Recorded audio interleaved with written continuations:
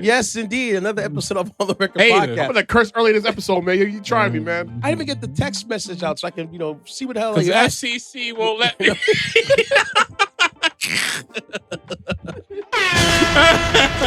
Hey, smart ass. This is a podcast, not a broadcast. All right. That's why I'm here to enlighten folks.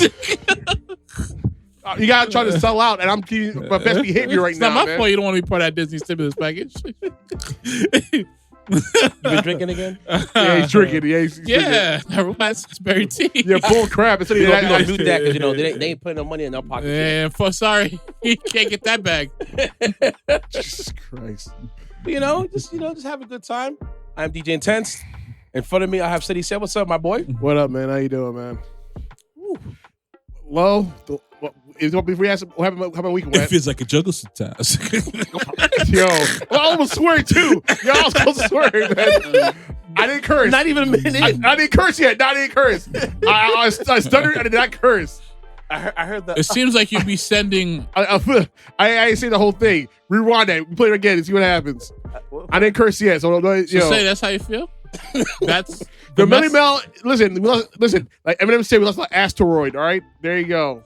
See, the problem is you didn't get the message. That's the problem. I'm gonna walk out this door right now, man. Y'all keep messing with me. I'm gonna walk out this door. Oh yeah, 2-man show tonight. This episode. You try me. Y'all see how they that's where he lost. That's where he lost. He didn't hit those. He didn't hit those ad libs, man. You got hit the ad-libs. Hit the steroids, huh? Yo, that's speculation. You don't have evidence of what you're saying. Allegedly. You say right now. Allegedly. Sure. Dude, he's 60 years old, and you have muscles like that. You're juicy, homie. Allegedly. Sir, we're not gonna do that, man. We're not gonna disrespect the OGs of hip hop. You got smoke for him, but not Scott Steiner. Houseway. Houseway. What are you on today? Houseway. You saying you accuse my man of injections and stuff like that, but you had none of that smoke from Scott Steiner? That's crazy. But it's obvious. Wow. Are you gonna play me? I'm out. Goodbye. Guys, see you next week. I'm out. Bye. For you walk out my life. These are the breaks. Oh, man. Goodbye. You be right. Go sit yourself down. Sit your ass down. I mean, listen, man. He don't even know. Sit down. Listen, man. Sit down. Listen, bro. Listen. Listen, man. That's yours. That's yours. Did you leave this here last week? I didn't.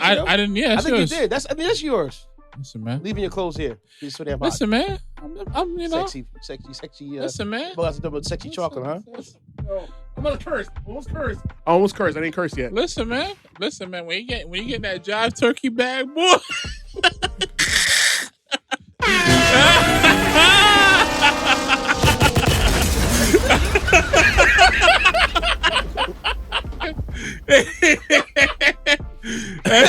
I'm now official on hiatus on the podcast. And he say words like the sucker show with that extra cap. Read by these two knuckleheads, man. I'm out. Extra cap on the guys, ass. it's been real. I love you guys. Listen, man. Y'all listen to me. I love y'all guys. I'm out. Goodbye. Good night. Ain't going nowhere. I'm hooking the mic right now. Anyways, you got a plane? Walt, man. What's up, my boy? Listen, man. Some kings just don't know the ledge. What is going on with you? Man, shout out to Rakim Mallah. That's a God MC right there. Oh, man. Notice I'm the only one who's not freaking going in because I didn't drink before this podcast. Oh, man.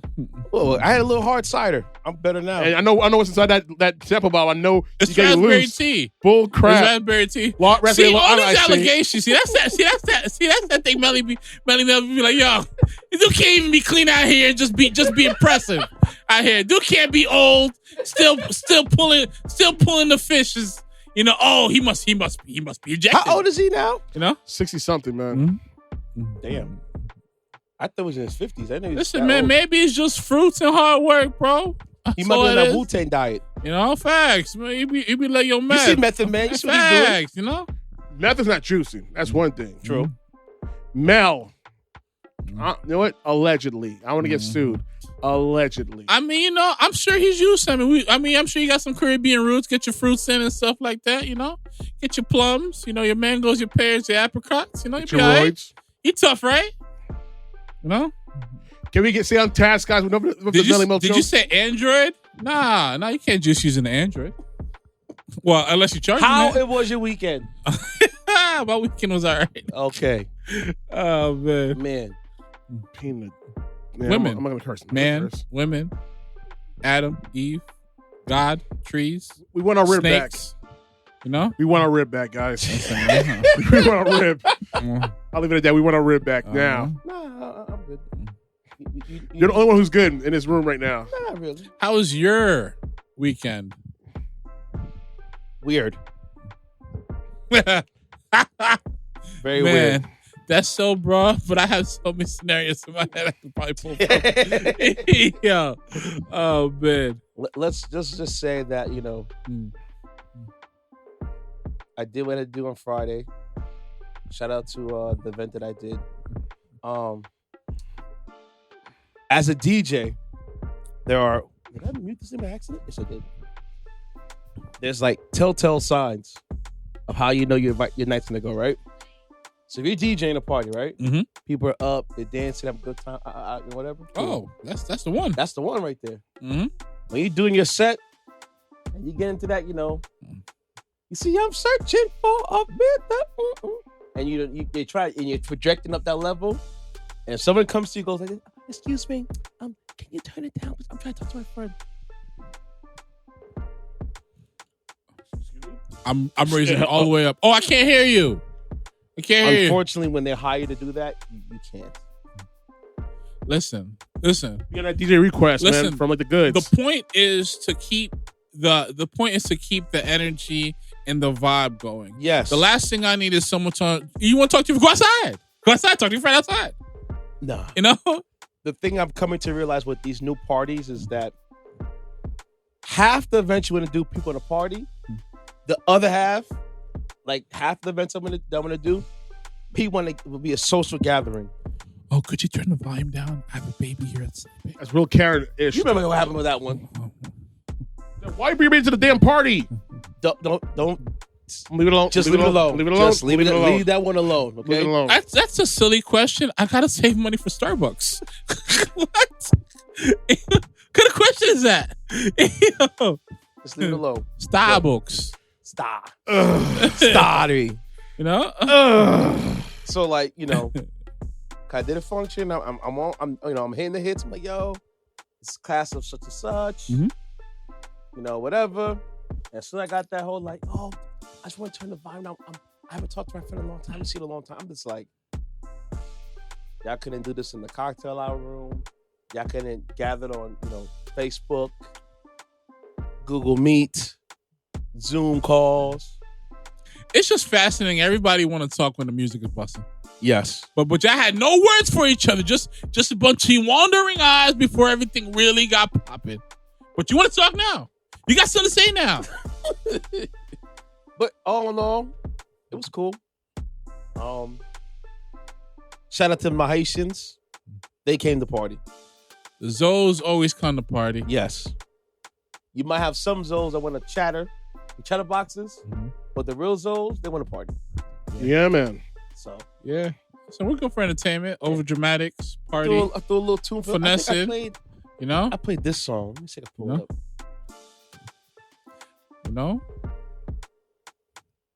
Where's it at?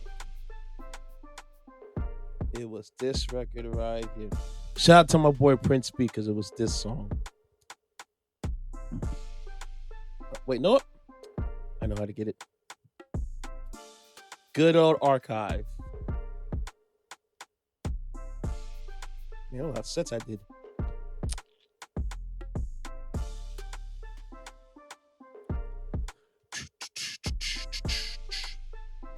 No. So what? So? No.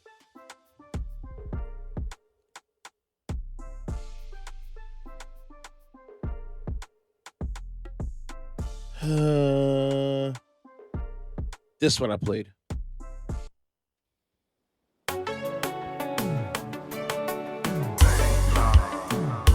It's about that time. All my ladies, report to the dance floor for Guyette duties. Guyette. Yeah, the Guyad. So I'm learning in my time DJing that Either I'm a jukebox, still getting paid, or I'm on party mode time. Either way, I get paid. Because these new people don't know the party. Nope. If even like the older crowd, they don't know the party. I think it's the era we're in right now, as far as like technology is concerned. People are so absorbed in themselves, they don't know party. So it's an older crowd at parties. Not only that, we're also in an era where people would rather capture the moment than be in the moment. Yes. And I'm definitely guilty of that when I go to these shows and record these shows. And I'm trying to get away from that. It's difficult, but I'm trying to get away from that. I told Walt's the kind of guy that's gonna record everything. Yeah. Oh, like, my future kids, I'm recording everything, bro. I know you are. Yeah. Look at him. Look. The first time he ran down the stairs. Look, he's running. That first time he passed gas in front of me. I had my camera. I couldn't resist. Why not? So, But yeah, man, it's unique. That's what's up. Then, these damn kids, they just want to get sturdy all day, bro. Why not? They just want to do this all day. Oh, sucky. Don't get mad. It's your favorite guy, man. Uzi.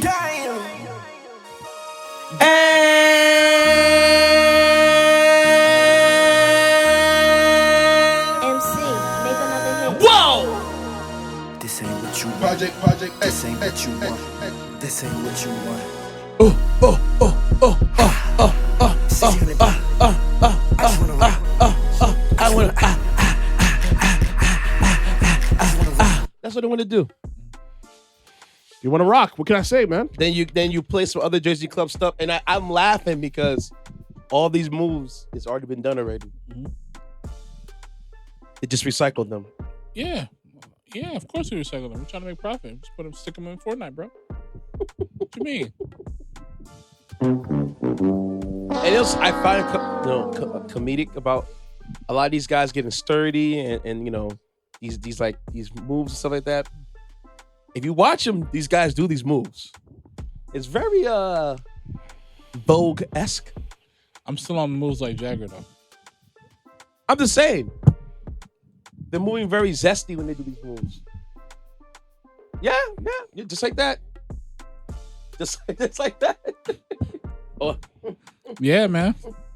Yeah. Yeah, I get it, man. And the next sentence be like, "Oh, you feeling froggy? I got that blicky for you, bro. Listen, bro, you went viral getting sturdy, bro. I ain't intimidated, bro. You put that blicky down, shoot, you gonna fade the black out here, bro. Let me tell you something. Yo, anybody pulls a blicky on me, 911. I'm gonna be like that guy. Mm-hmm. I don't know if you guys heard the story of the man from Atlanta that stepped in the other man's shoe. Yeah. And he called the cops on him. Yeah, I loved it. I loved it too. I loved every bit of it. It reminds us of the Boondocks episode, the N-word moment. the neutral moments, The N-word moment. the neutral moments, and stuff like that. He said, wait a minute, I'm white. I could just walk away. What you doing, white man? Come back here and throw your life away. Facts. Like, hold on a second. Brother said, I'm not wiping your shoe. You gonna wipe my shoe, or you gonna do something about it? Okay. 911. Hello, officer. So I was talking to someone about this very same situation. I loved it. And when I said to myself, it's just like, I said to myself, lost N-words don't think. Nope. This dude had pending situations, and he wanted to escalate a situation out of ego, Make and it make pride sense, and stuff Ceddy. like that.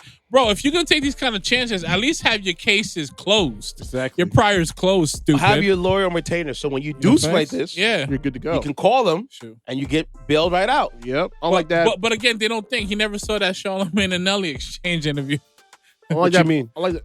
So there's a Hold on, period. wait. What did we say? I like that black dude who worked for Trump who couldn't bail out because he didn't have his own legal representation. Oh, well, Dummy. hey, man. Hey.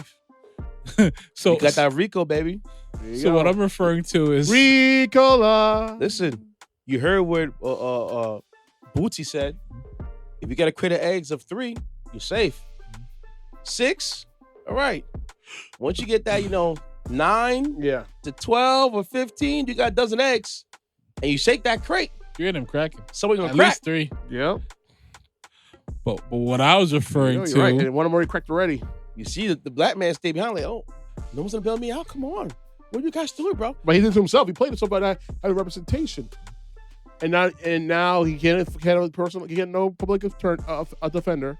He has to get public defender. The judge didn't allow it. Why not?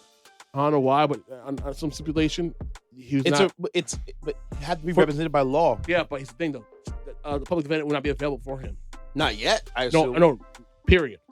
He had to pay for his own lawyer, and they already did a GoFundMe in which he already raised over $250,000 to fund an attorney. To fund his attorney, yes. Ain't no one gonna take that case like that. That's not enough billable hours for that one. I'm sorry. Go ahead.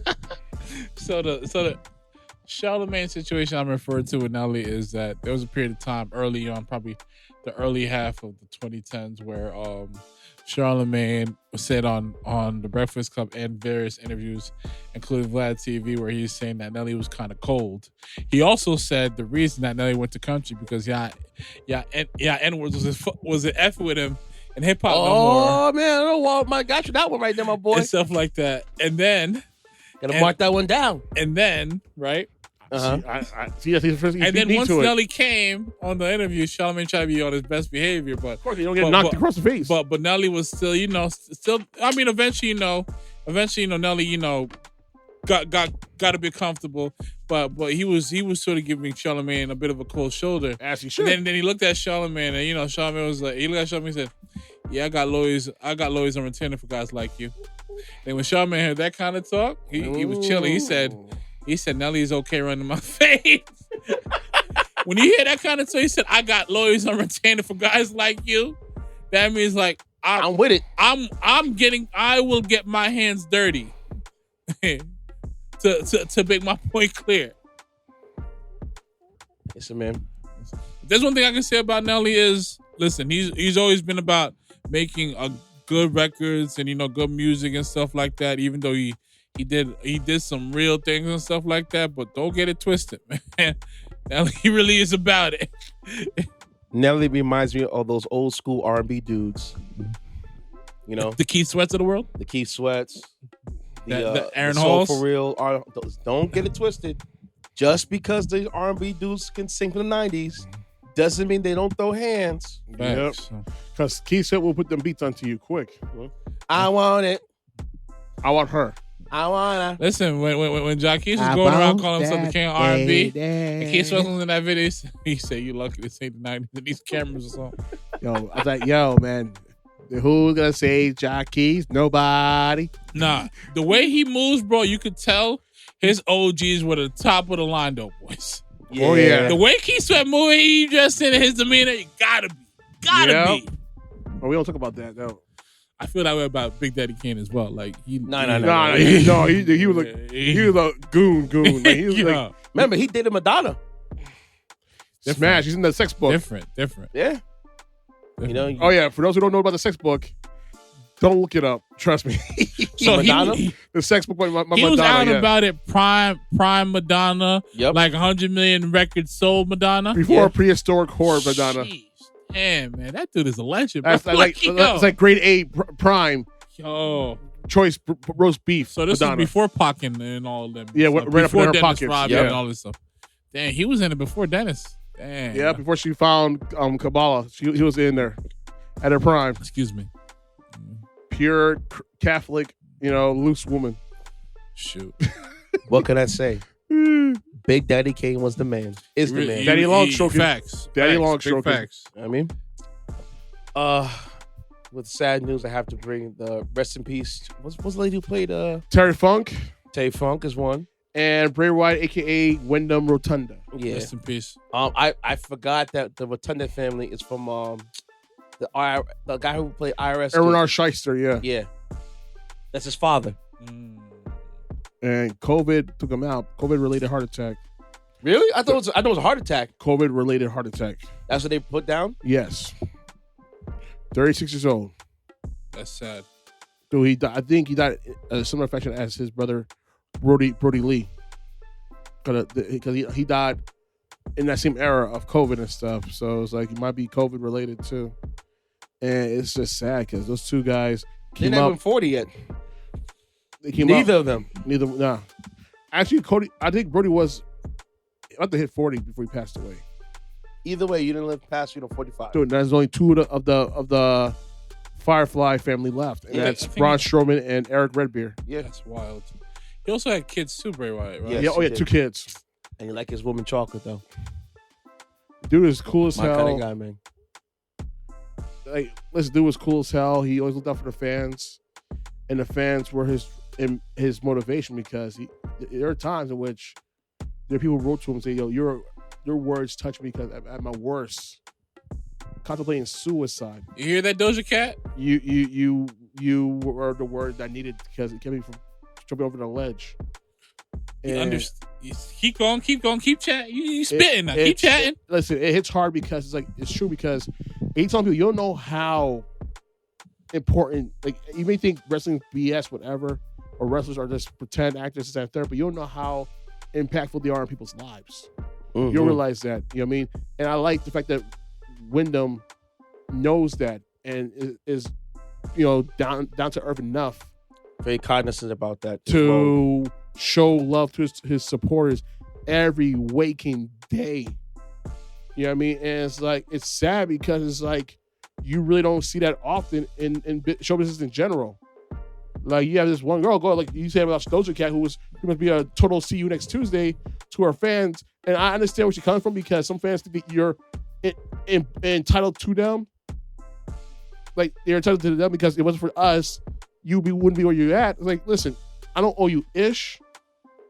I'm happy if you're gonna unfollow me. And people did unfollow her because guess what happened?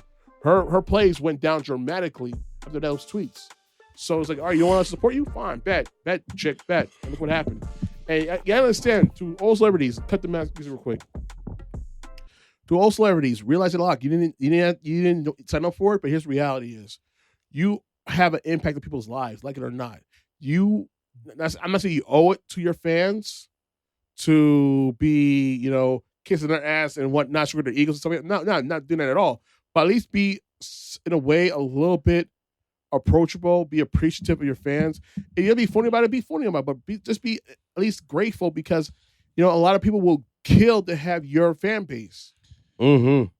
I agree. You know what it is for me? And from the outside looking in, I don't know this to be true, but it seems like some of the things I've come across her in terms of like little, maybe controversial, maybe polarizing conversations or things that she's done, especially on like live or Twitch or whatever it is through social media or even, I think at one point she might have been on Ustream or I whatever. think it was on Telegram. Was she on Telegram too? Most likely, I would have put that past her. But what I feel is just I feel like it's that whole dynamic, too white for the blacks and too black for the whites type situation going on. We're all mixed up in the head. That's what I feel. I feel like, even though she might know who she is as an artist, she probably doesn't really know who she is yet as a person. Well, And how she identifies herself in the duality of being, I guess, of a product of an interracial relationship. Yeah. But I just feel like at the end of the day, she might come from the perspective where she feels like there are fans out here who are obsessed, that cross boundaries, feel like they could, talk to her any way she wants, as if they're her possession and stuff like that. And I get those people deserve to be all the put smoke in their place, Yeah. in all the smoke. But as far as fans go and stuff like that, you should love your fans from the standpoint of like, you have their ear, you have their heart, Their dollars. their dollars. When they go outside, when they go and spend their money to go see you, you also have their time. Attention and time are the most valuable currencies. Yeah. So when you have that and you're in the position that you're in and stuff like that, yes, you could be like, yes, I love my fans and I appreciate you guys for getting me to this point. I would not be here without you, and I hope you guys continue to support what I have to offer. But to dismiss it as if they wasn't part of the reason you got here is just flagrantly wrong. Like, here's the thing. This fandom, this whole thing called celebrity is very fleeting. Well, It's fans here are today, short, gone tomorrow. fans are short for fanatics, A. Yep. And when you go into that entertainment lifestyle, unfortunately, this is what you sign up for. Pretty much. So you can't be mad at these people who worship you like a damn god. So if you don't want that kind of You know, lifestyle, Go back to go back to regular. Exactly. UPS is hiring, sweetheart. Go back to school, get your degree, Yep. Yeah. become a real estate agent. You have that money. But Lay then low. here's the thing, though, but then Lay here low, it make comes- money, lay low. Yeah. But here's the thing: comes with fame. She loves the attention. I guarantee you. Of course. The attention she's getting is listen. I hate to bring this up, but I feel like the attention she's getting right now is a substitute she didn't get as growing up as with her father. I don't know about all that. I'm just saying. But people I like think they attention. hear it there. I'm just saying because sometimes people love these amount of attention because they didn't get it growing up. Mm-hmm. They were probably treated like crap in school. They're probably disowned by their parents. Who knows, man? But I can guarantee you one of those two things occurred, and that's why she's like she wanted this celebrity life because she wanted to be loved. She wanted to be, treated like she's a here's there's a comic book about it as well, about gods who are celebrities like singers, actors, and a third. The Wicked and the Divine by Image Comics. Look Never it up. heard It's a of it. really good comic book. Bro. And it's like the same thing in reality, real life. Like, they see you as higher than them. And as long as you treat them right, they will have your back for 10, 20, maybe even 30 years. Look at the Busta Rhymes. Absolutely. But as easily as you gain that celebrity, You can lose it. even easier. My thing is, I look at Like, Doja needs to be thankful because he dodged many bullets be very grateful. in her So career. far, I just think Doja Cat just needs to take a break and She- take a breather. Delete all her accounts and get off the grid. Get off the social media grid, period. See, the problem with Doja Cat and some other artists is that they have to learn to be like. I'm not saying you have to be like him, but you have to master the art of Kendrick Lamar. The art of old school celebrity. Yeah. I want you to see what I want you to see Mm-hmm. Or hire somebody to do your social media. and walk away. Exactly. You know what Don't it touch is? your phone. Like Steve Harvey. Don't look at your comics. Except you don't say who's the worst comedian ever. He didn't say that. It was I know it's assistant said assistant. that. Yeah, that was funny as hell. And then shame on you blogs for trying to vilify my man Steve Harvey and his wife relationship. Terrible on y'all. I'm sorry, but False news. Marjorie Listen, looks like a listen, cheater. I'm listen, sorry, homie. listen, bro. False news. Listen, I don't know what that situation is and stuff like that, but she does have a, again, from the outside looking in the information I've gathered, she has a questionable past. False news. And there's a pattern. No, I'm not even talking about cheating. That could even be part of it. But the men she's been affiliated with Oh yeah. prior to Steve Harvey Before and Steve stuff like Harvey that, was some goon ass kind of guy. it's not just one, it's multiple and stuff like that. habitual. So my whole thing is with the Doja Cat situation, and this regards to like a documentary I definitely want to go back and watch. What? is- Which one? This was early around the time, Drake had finally broke on through, and he had the MTV did it, I think, produced it. Drake More Than Good Enough when he was about to put out Thank Me Later and stuff like that. The dude puts it out, and he's at a Best Buy, and he's there for hours upon hours signing autographs because he understands the fandom and he understands like this is who he is. Like I would not be here. He sat there for pretty much till the Open to close. till the Best Buy spot closed, and he's arguably the biggest artist in the world and stuff like that. I think Drake has to now be careful now. You know, But you know what it is? Here's the thing. very, but Because him walking through aisles nowadays and Yeah, I saw that with fans LeBron's lose their people. minds, Yeah, man, you gotta just. he does, but he got security all around him. though. I hear you, but you know, But there's not enough security. there's not enough yeah. security for that one pen to jump on you and like poke your eye. Yep. Okay, that's fair. That's fair. You know what I'm saying? No, that's fair. That's fair. Like, And she might not even do it, and he or she might not do it intentionally. But it happened. It just happens. You saw what happened to 21 Savage. Old girl tried to jump in his arms. He was like, Or Harry Styles catching that cell phone to the eye. hey, No, was it him or BB Rexa? One of those girls. One of the British cats, but he got a cell phone to the eye. people are fanatics, and you know what it is for people to do the cell phone thing now to the stage because they saw other people do it. Then the artist records their little 5-minute speech on their phone and gives a bit. No.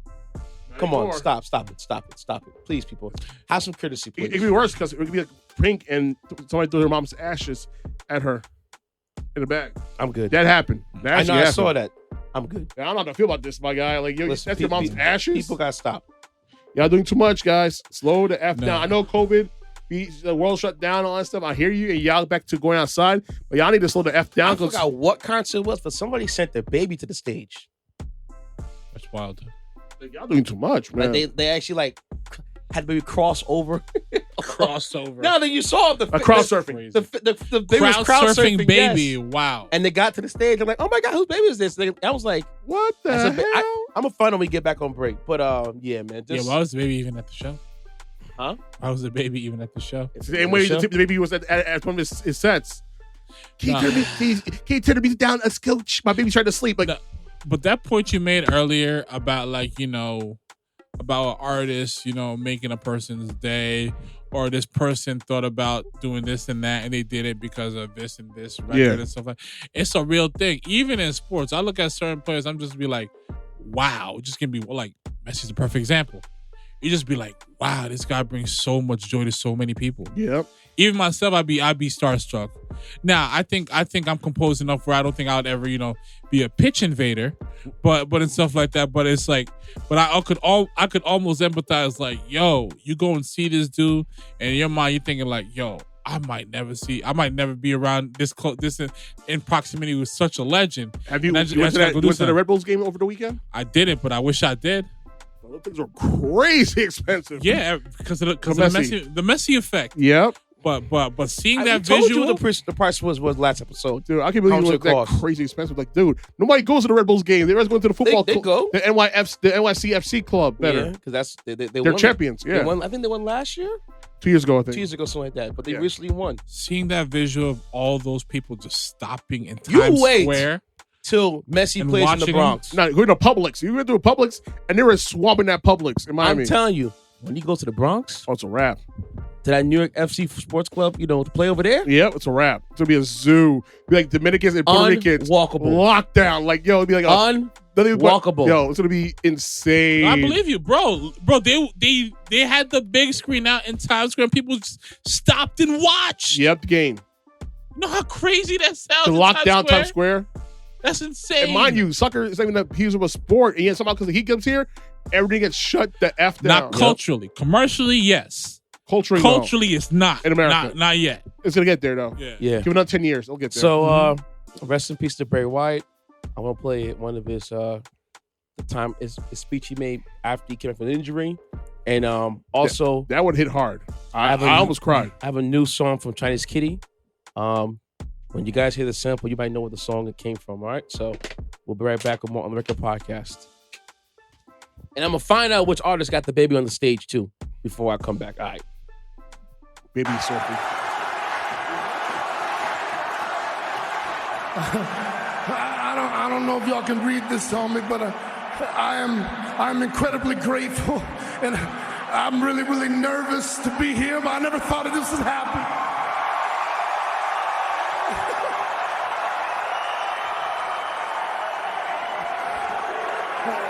And this right here, this is just me, okay?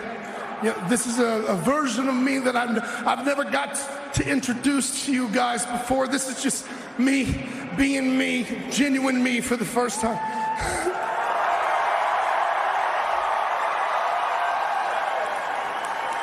And I just want to share with you, this past year in my life, I lost a lot of things. I lost my career. I love you too.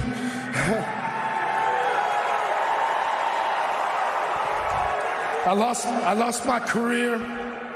I lost my self-confidence. I lost two people who were very, very close to me. And I lost my way.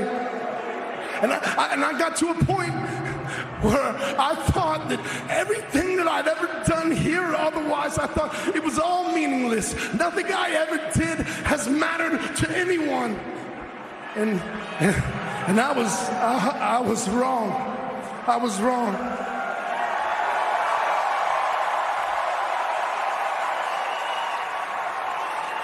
Once I was done feeling sorry for myself, and I decided to go out in the world again and see people. There were people everywhere. They would say, "Thank you, Bray, man. When you coming back home?"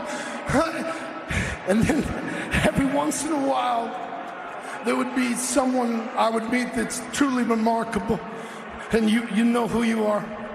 But these people, they would come to me they would come to me and they would say, Bray, I just wanted to thank you, man, because I was in a time of need and I lost people that were close to me. And I lost my self-confidence, and I felt weak, and I felt vulnerable. And in this weakened state, I found your words, Bray. I found your words, and I just wanted to thank you, man. You saved my life, Bray.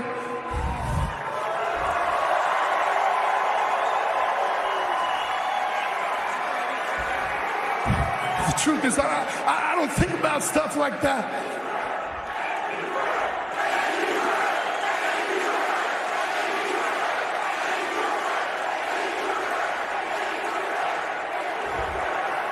And the thing about that is that I can sit here right now today and I can look all of you in the eyes and I can say that you were there when I was weak, when I was vulnerable, when I was down. So I just wanted to say thank you. You all saved my life.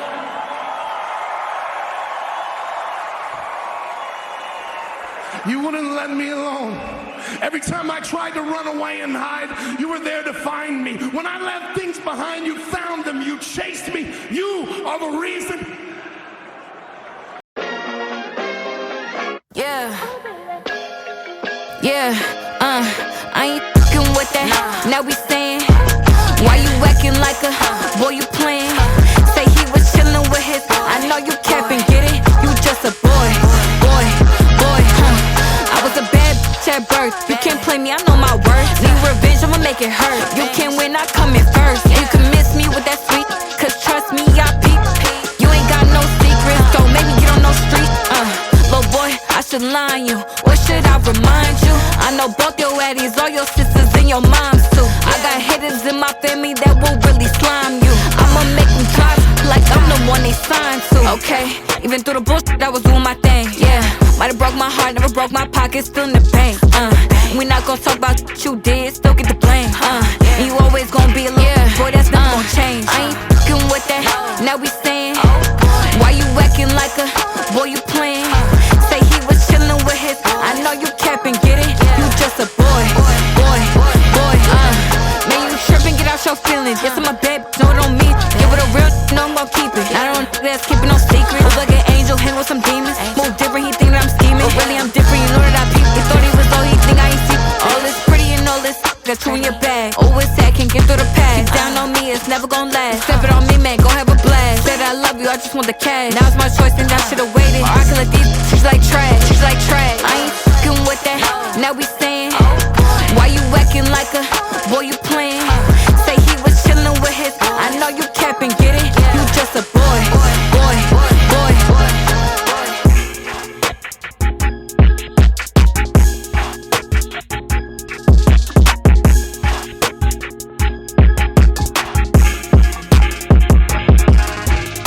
All right. So I found out the baby that ended up on stage.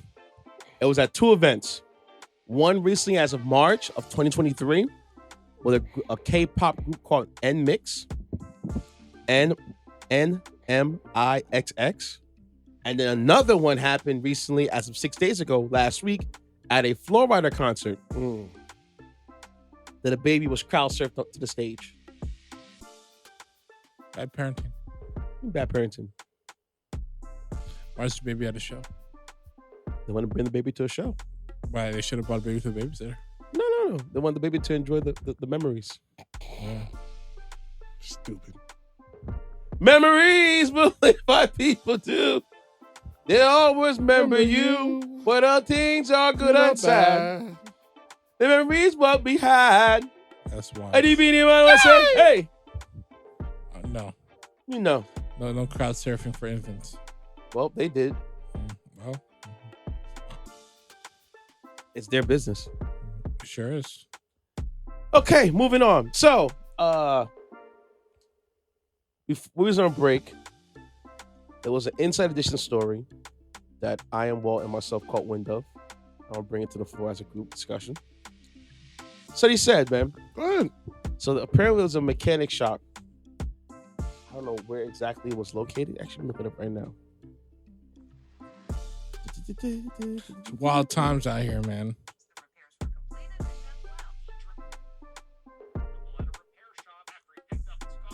So basically, this guy had a BMW. Which one? M3? I don't know. It was a coupe. M3. And he brought it to repair shop. Or M6. And the mechanic took the customer's car on a joyride with him running multiple red lights, even topping out at 113 miles an hour while driving the car. And the only reason the guy knew that the mechanic took the car for a joyride, and during the joyride, he was blasting music loud, so he was having a good time, was that the customer of the vehicle had the dash cams running. Now, here's the thing that kind of got Walt upset. Go ahead. So, customer told the shop owner. The shop owner put the mechanic on a leave of absence for, I think, 2 months or whatever it was, 60 days. Without pay. But when the guy asked for a refund for his money, the shop owner told him no. Now, I personally believe that 2 months is too long for the mechanic, to be quite honest. Mechanics do test drive vehicles to make sure they're in working order, because that was supposed to do, to drive a little hard or drive it soft just to make sure everything's right. Yeah. What he did, running red lights, that wasn't smart. Because there are cameras. There are cameras around, and you don't know if this guy might get a ticket because of you running through red lights, or you got to make pulled by the cops. A lot of different scenarios that can go wrong. So I thought that was not smart as behalf. But the guy asked for a refund back? No way. Because I don't know what kind of work was done in your car. What if I had to text the suspension out? Because I changed all the suspension or change your fluids out. So I have to drive the vehicle hard or to get a grasp of, what I did. Now going 113 miles an hour, it's a little excessive. Doing 70, 80, that's doable. But 113, nah. And running through lights, definitely not. So, how do you feel about it, Walt? Okay. Like I said before, in terms of like the testing aspect, I get it. Him testing in the fashion he did on the road, reckless. How the whole situation transpired, I get why it led to why that situation led to the manager being pissed off. But my thing is, like, if you're not going to issue a refund and stuff like that, the 2-month leave on your worker who did his job is excessive. I think the reason why he was so upset because A, he's on the dash cam, B, the danger he put himself into. Yep. Because what if he gets in an accident with the guy's vehicle? I mean, yeah. Running through multiple lights. That's a valid point. Now that's on the shop owner. And that's going to be on the guy who hurt himself. You know what I mean? Pretty much. So, I didn't like that. How you feel, Ceddy said? Honestly, I'm suing that shop. I'm going to own that shop at the end of the day for what happened, because you put me in a bad situation. Because what if we didn't know that you were doing all that stuff? The cops come to my house. True. Blowing all those lights and stuff like that. And I warrant for my arrest. Nah, I ain't going out like that. I'm gonna raise hell in that place, man. I'll tell you straight up. So I personally feel that 2 months for the guy was excessive. Maybe a month. I'll do 30 days. I'll just fire him. I'll sue him. I'll sue him in the shop. Now the shop, as far as the man suing the shop because of the man, it's your employee. Having the volume loud and driving the car excessively. Maybe he had to test it out. That's his way of testing the vehicle. Make sure things are in working order. I understand it was a test it out, but not blowing freaking stop lights. Exactly. That right there, I was like, that's too much. Like, if you want to test it out, like, listen, at times I had a Dodge Charger or a Ford Crown Vic Interceptor. I have to test it out to see if it goes top speed from time to time my job. And I go on the Palisades. Yeah. I go north, south. Open it up, and make sure that there's not a lot of people on the road, because I don't want, endanger anybody. But I open it up to at least over 100 miles an hour, both ways, to test it out and make sure nothing falters on the vehicle. Mm-hmm. Because that's what you're supposed to do. When you test it out, go to a road that's pretty much vacant. Not a lot of people on the road. Those kind of cars like that. So nothing's haul ass. Yeah, you have to hit it at top speed. Yep, because if it doesn't hit a certain way, You can you damage the car. exactly. Especially like a performance vehicle like the BMW. Mm-hmm, It might be an M3 or M6. Who knows? Yeah, you can't baby those cars. You gotta open it up. Every now and then you have to open it up. Like the dyno could only do so much. Yeah, not a dyno. Just it can only do so much. You gotta do it. Just the performance for the car's overall health. Yeah, exactly. You have to open the vehicle up. So yeah. All right, story time. Say you said you got something for me, my boy. Yeah, because we're going back to the schmeg head of America, Florida. Sorry, that's what it is. Oh, I'm sure I got it tuned up for you already. What? Don't be the Uncle Ruckus thing, because I'm not going Uncle Ruckus today, man. I can't do it, man. This is just real right here, man. I got you again. As an ish. All right, one curse. One. Okay, we have one. One. You got me for one, all right? You happy? You got me. One curse so far. All right? I'll take it. All right? Where's it at? Listen, Come on. man. I ain't trying to go to DeSantis yet, man. I ain't ready for the Uncle Ruckus part yet, man. I can't do it yet. No. What? Oh, my God. There we go. What? I've been waiting for this for a while.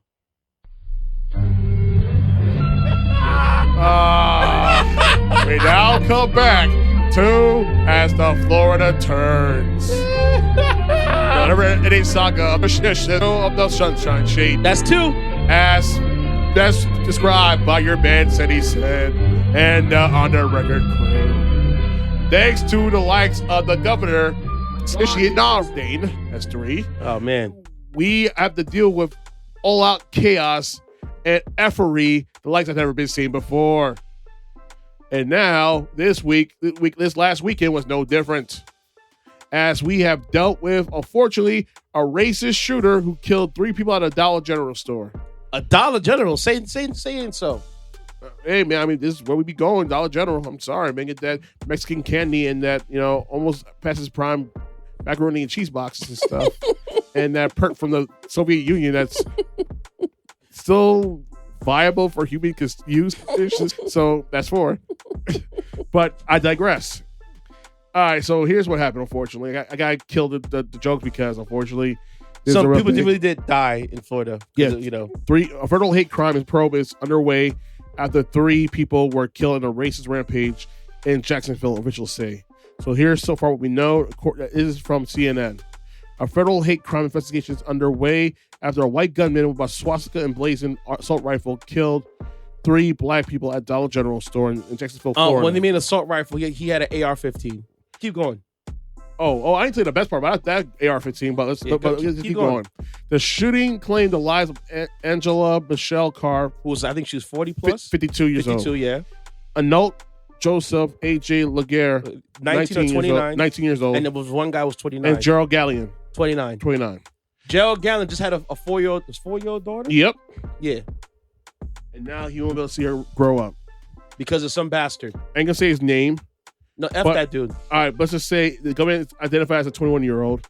He's nice. He's a baby. Left racist writings and used, but here's the thing: he's a baby. But guess what? Though he was so indoctrinated to the BS of hate groups that he, let's not go over the full detail yet. I'm not gonna go to full rent mode. I'm gonna just tell the story as reported by the CNN. Left racist writings and used racial slurs before launching an attack Saturday, and then killing himself. Jacksonville Sheriff T.K. Waters said the guy had worked at Dollar Tree from October 2021 till July 2022. He worked at that same store? Yep. Hold on, wait, time out. No, sorry. Shooter? He worked at a Dollar Tree. Oh, not at that specific store. Yeah. Okay. Woo. He hated blacks, and I think he hated just about everyone that wasn't white. Waters said he made that very clear. The killer had armed with an AR-15 style rifle and a handgun, which are both legally purchased, the sheriff said. The Justice Department is investigating the shooting as a hate crime and an act of racially motivated violent extremism, Attorney General Merritt Garland has said Sunday. The slaughter of everyday Americans going about their lives is the latest of a series of shootings targeting black people, including at a supermarket in Buffalo, New York last year, and a historically black church in Charleston, South Carolina in 2015. Suspect went to a historically black campus and another store beforehand. The shooter, who lived with his parents in Orange Park in Clay County, left his home around 11:39 a.m. and headed to Jacksonville in neighboring Duval County. Waters told CNN on Saturday. Surveillance footage shows around 12:23 p.m. the suspect pulled into a Family Dollar store. Family Dollar store, yeah. Waters told reporters. No, I thought it was Dollar General. No, he went to another store before that. Oh, he went to another store before that. Okay. Yeah. Told reporters on a news conference on today. He entered the store, purchased some items, and then returned to the vehicle around 12:29 p.m. About a minute later, a security vehicle entered the lot and parked in front of the store. The suspect eventually drove away at 12:39 p.m. So that security guard pretty much saved the lives of those people at that Family Dollar. At 12:48 p.m., he stopped at Edward Waters University in Newtown, a predominantly black area of Jacksonville, where a sheriff said the suspect put on a bulletproof vest. A TikTok video captured him getting dressed, Waters said. A student flagged down campus security when they saw the shooter because he looked out of place. Edward Waters University president and CEO Dr. A. Zachary Faison Jr. told CNN. The man immediately got in his vehicle and started to drive away after being confronted by a security officer who followed him until he left campus, Faison said. He followed him or fought him? Followed him up to leave the campus. So he went to two places and punked out because there was security there. Yeah, because he want no smoke, pretty much, for more or less. We didn't know, obviously, what his full intentions were, but we do know that he came here right before going to Dollar General, Faison said. Members of our university security team reacted almost immediately. I think the reports are less than 30 seconds after he made contact and drove into campus. University police followed him out of the lot around 12:58 p.m. and flagged down a sheriff's officer, saying that there was a suspicious person on campus, Waters said. Water will give $1 million to Edward Waters University to help the school strengthen security in the wake of the attack, Governor Ron DeSantis said on Monday. No, why, Ron? Why? Oh, we'll get to hit that piece of crap in a few minutes. Hold up. Why, Ron? No. Let's hold the smoke and we will go full on Public Enemy Fight the Power in music mode when we get to it. Don't worry. Oh, we got smoke for that mother sucker soon. Don't worry. We got smoke for him. Don't worry. He's going to get it. Guns blazing. But I digress. We are not going to allow our HBCUs be targeted by these people. Really? The Saxstain said. He said that? Yes. Terrible. Despite the suspect's questionable appearance on campus, the sheriff said there was no firm evidence that he would claim to carry out a attack on the university. He would have cut the crap. Yes, he would have. Predominantly black university, a known racist white man, Nazi, neo-Nazi, whatever, and you tell me he's tooled up and you tell me you're going to show up to school? Yeah, see, y'all Southerners play real loose when it comes to things of racism. Like, he wasn't doing all day, nobody. No, come on now. He didn't want resistance. That's the difference. Boys will be boys, right? Like, he didn't want resistance. Keep going. Like, y'all say that he wouldn't do anything to the university. You know damn well there's no security. He would have lit that place up like a Christmas tree. So cut the crap. Despite the suspect's questionable appearance on campus, blah, blah, blah, sorry about that, he had an opportunity to do so, and he did not, Waters told CNN on Monday. He don't want the smoke. At the news conference Monday, Waters said, based on the surveillance from EWU, he does not believe the school was a target. He noted the footage shows two young African-American men getting into the car next to the suspect as he was sitting there. So it gives some sort of comfort knowing believing that based on what we saw, him stopping at the Family Dollar, him working at Dollar General, Dollar Tree previously, and then going to Dollar General, that was his intent the entire time. What's that store? That is still hard to tell. Wow, 4-year-old girl loses her father. Oh my God. Yeah, she's 4 years old.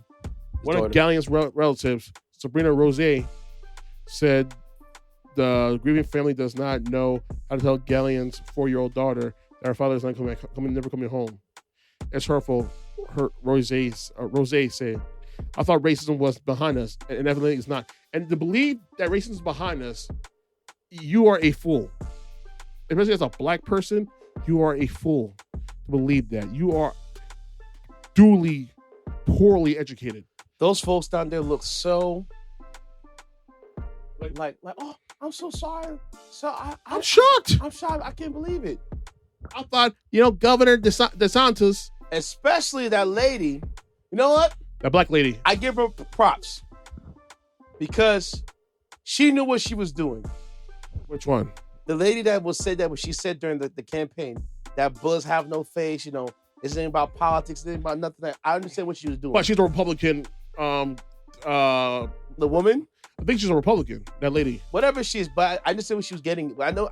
But the moment he stepped to do that at that vigil, he got booed. It got political. The moment he stepped, we all know. No, I'm gonna stop. I'm gonna finish the story. Let me finish the story real quick. The Dollar General family mourns as the loss of our colleague, Anote Joseph, AJ Laguerre Jr., who, along with two of our customers, were the victims of senseless violence yesterday. So it was an employee who died and two customers, man. Yep. We send our deepest sympathies to the families and friends as we all tried to comprehend this tragedy. There is no place to hate at Dollar General or in the communities we serve. Florida State Senator Tracy Davis represents the area where the shooting happened and said the premeditated racist attack is a devastating sign of the times. I'm angry, Davis told CNN. I'm sad to realize that we, in 2023, as a black person, we are still hunted because that's what it was. So at 1:08 p.m., the gunman shot into a black Kia at the nearby Dollar General parking lot and killed Carr, the sheriff said. Then he entered the store and fatally shot Laguerre, sheriff said. Others fled out the back exit of the store, followed by the suspect seconds later. The sheriff said he then came back inside and shot at security cameras. The first 911 call went out around 1:09 p.m., seconds before the third victim, Gallion, walked into the store with his girlfriend. The gunman then fatally shot Gallion and chased after another person whom he shot but didn't hit. Who he shot at but didn't hit, sheriff said. 1:18 p.m., the gunman texted his father and told him to go into his room where the father found a will and a suicide note, the sheriff said. Once he entered the store a minute later, officers entered the store 1 minute later, 11 minutes from the start of the shooting, and heard one gunshot, which is presumed to be the gunman shot himself and killed himself, the sheriff said. Let me tell you something, man. Oh, wow. It gets worse. Go ahead. All right. The authorities on Sunday played two video clips of the shooting. One clip shows of the shooter wearing a tactical vest and blue latex gloves, pointing his weapon at a black Kia car outside the store, and the other shows the shooter walking into the store, pointing his rifle to his right. I wanted the people to be able to see exactly what happened in this situation and just how sickening it is, Waters said. The shooting did not appear to know the victims, and it was believed he acted alone, he said. He targeted a certain group of people, and that's black people, Waters said in the conference. That's what he said he wanted to kill, and that's very clear. Any member of that race at that time was in immediate danger. The suspect has left behind writings to his parents, the media, and the federal agents outlining his disgusting ideology of hate, the sheriff told reporters Sunday. Let me tell you something. Saturday. And I see, I'm looking at a gun right now. It's AR-15. There's swastikas over the gun. Let me see. Here's the picture right here.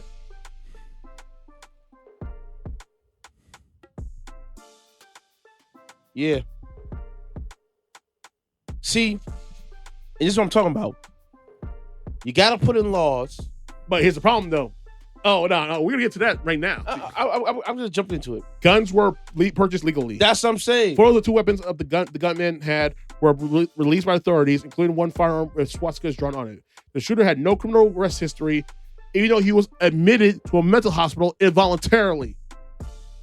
And it appears he legally purchased 2 firearms earlier this year, he said. The shooter was a subject of a 2017 law enforcement call under the state's Baker Act, which allows people to be involuntarily detained and subject to an examination for up to 72 hours during a mental health crisis. Waters did not provide details on what led to the Baker Act call, in that case, but said normally a person who had been detained under the act is not eligible to buy firearms. So how do you get them? If there is a Baker Act situation, they're prevented from getting guns, he told on Saturday. We don't know if the Baker Act was recorded properly, whether it was considered a full Baker Act. On Sunday, the sheriff said investigators found the guns appear to be obtained legally. There is no flag that could have come up to stop him from purchasing those guns, Waters said at the Sunday news conference. As a matter of fact, it was like he purchased those guns completely legally.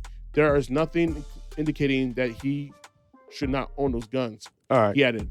So Wow, sheriffs did not provide for the details on the Baker Act petition from 2017, but said it does appear that the shooter, who was 15 at the time, was held for 72 hours and then released. Okay. Jesus Christ. So this guy bought the guns. Oh, yo. Into the stores. And this happened 5 years after the Madden football tournament shooting. In Florida? Same place, Jacksonville, Florida. When a guy killed... I remember that, wasn't it? On video. Yeah. During a Madden tournament because he lost. He lost, yes. Okay. That piece of... Oh my God, So, curse. Can I curse? Florida has... You could... I've said it and I'm going to say it again. I should not be able to buy a firearm faster than a pair of Jordans.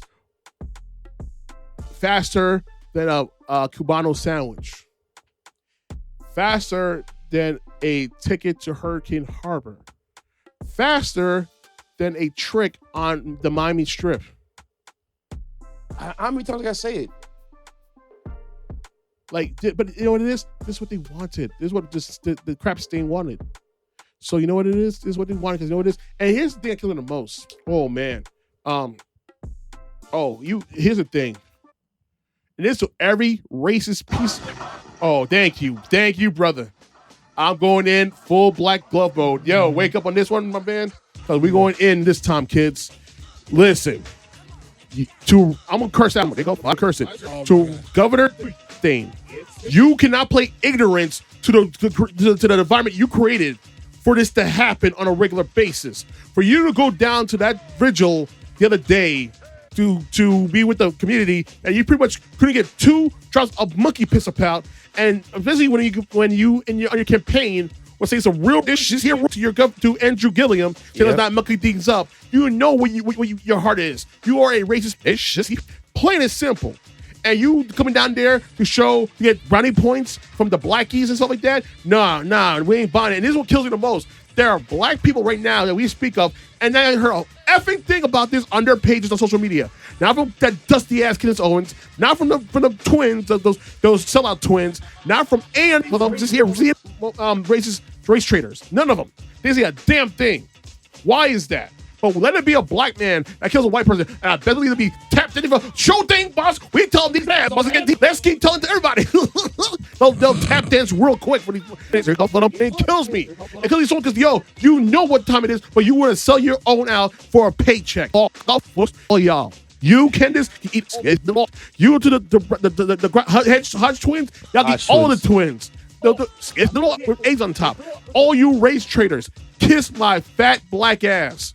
And back, it kills me so much because you're playing ignorance. You created this environment. You did. You implemented policies to make sure that dumb assholes who made pit racing piss in hell were able to obtain a gun legally. Even though on record, he's the finder? On record, he had a Baker Act on record. Listen, and this is why I refuse to step foot in Florida. I have family in Jacksonville. I have family in Tampa. I got family in Miami. And Fort Lauderdale. I refuse to step foot in that land. Give it to Cuba at this point. We don't want it no more. Honestly, truth be told, because here's the thing. Y'all ain't right. You will ban black history, and now you don't cry foul of black violence because of one racist guy. That's your voter base, my dude. That's all you. The blood's on your hands. You cannot play ignorant to it. You created this environment. Oh, Florida's a place where Walt goes to die. I guess that's where black people go to die as well, I guess. So here we are now. And it just kills me. And this is why you're so at the bottom. You listen to a freaking ding-dong who says some real Vivica on that as well. Or we'll get to him later on this podcast. But at the end of the day, Ron DeSantis, this is on you. Don't play ignorant now. You wanted this. You were bolstering this whole culture, and now you want to play, I didn't know it was going to happen. No, you didn't know it was going to happen. You are absolved of all sin because you didn't pull the trigger, but you created this. You created these people. You have pretty much created this whole culture that pretty much these people could operate no problem. Remember that lady who got killed by the neighbor? That's on you. That's on you. Remember the guy who shot that kid in Madden tournament? That's on you. It's all on you. The blood of these black bodies are on you, DeSantis, but not they should be, but it's on you. This is why I refuse. This is what the NAACP had done a travel advisory.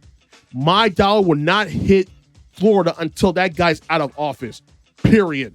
My dad could die tomorrow. I'm not going to Florida for the funeral. I'm sorry. You're gonna live stream it? Yeah, pretty much. Might as well do a Zoom because I'm not going down to Florida. Y'all think I'm joking? I mean, dead ass serious.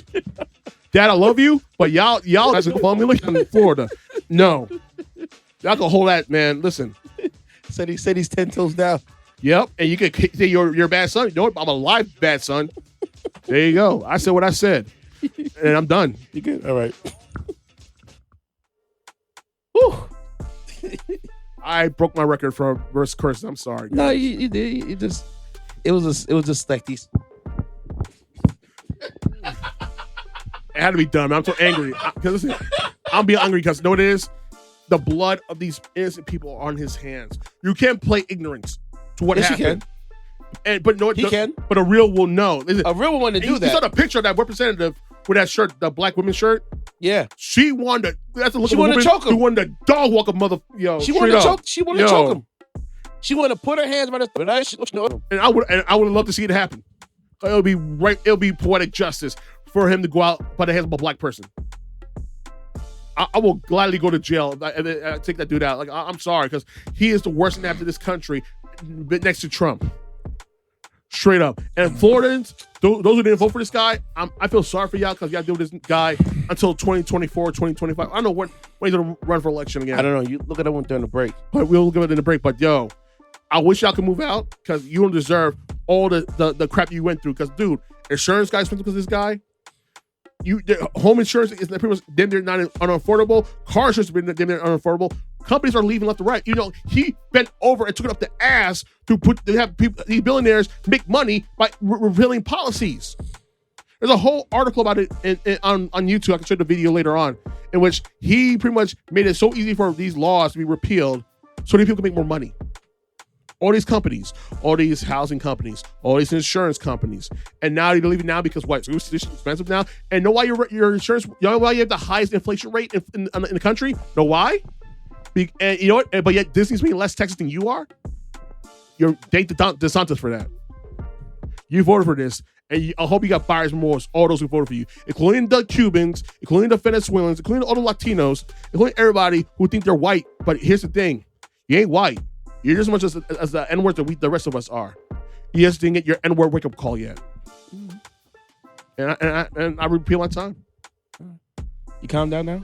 I'm good. It's just Florida. It's just it's this country. That's like, yeah.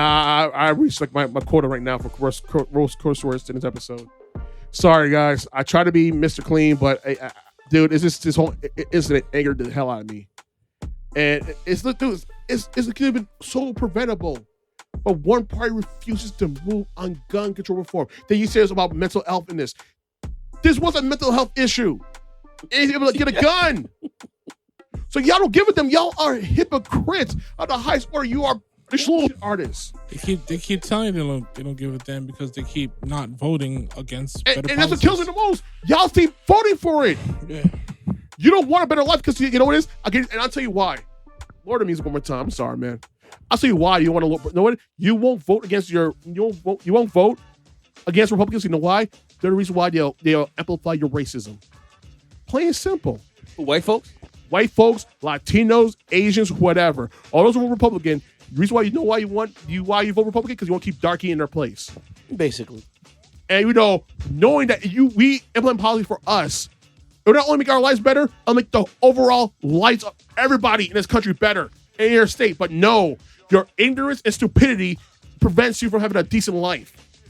Not everybody. So keep playing yourselves at the cost of our able to live. Because guess what? Sooner or later, it's going to blow back on you. And it has been already. How's that insurance policy going for you guys? How's your electrical bill going for you guys? We could keep going. How's your house insurance going? Because they're getting whacked. Car insurance, electrical bill, flood insurance, all that. You voted for this. And now I hope you get and now you have places that aren't being built because Yep. DeSantis put those immigration policies in order. Hey, y'all picking old damn strawberries. So they're gonna rot. Yep. Are y'all picking the grapes? I mean the oranges? Y'all putting that drywall up? No. Y'all making that food at the restaurant? No. Y'all fixing those sheets at the hotel? No. Okay, I guess not. I guess Florida's in shutdown mode. I guess. Oh well. You just must. All right, my turn. I went too hard in the paint for that one. Nah, you're right, brother. All right. But my condolences to the 3 victims of that shooting, unfortunately, and to that community and the families involved. It's bad as shit who got killed, who took the easy way, that POS that took the coward's way out.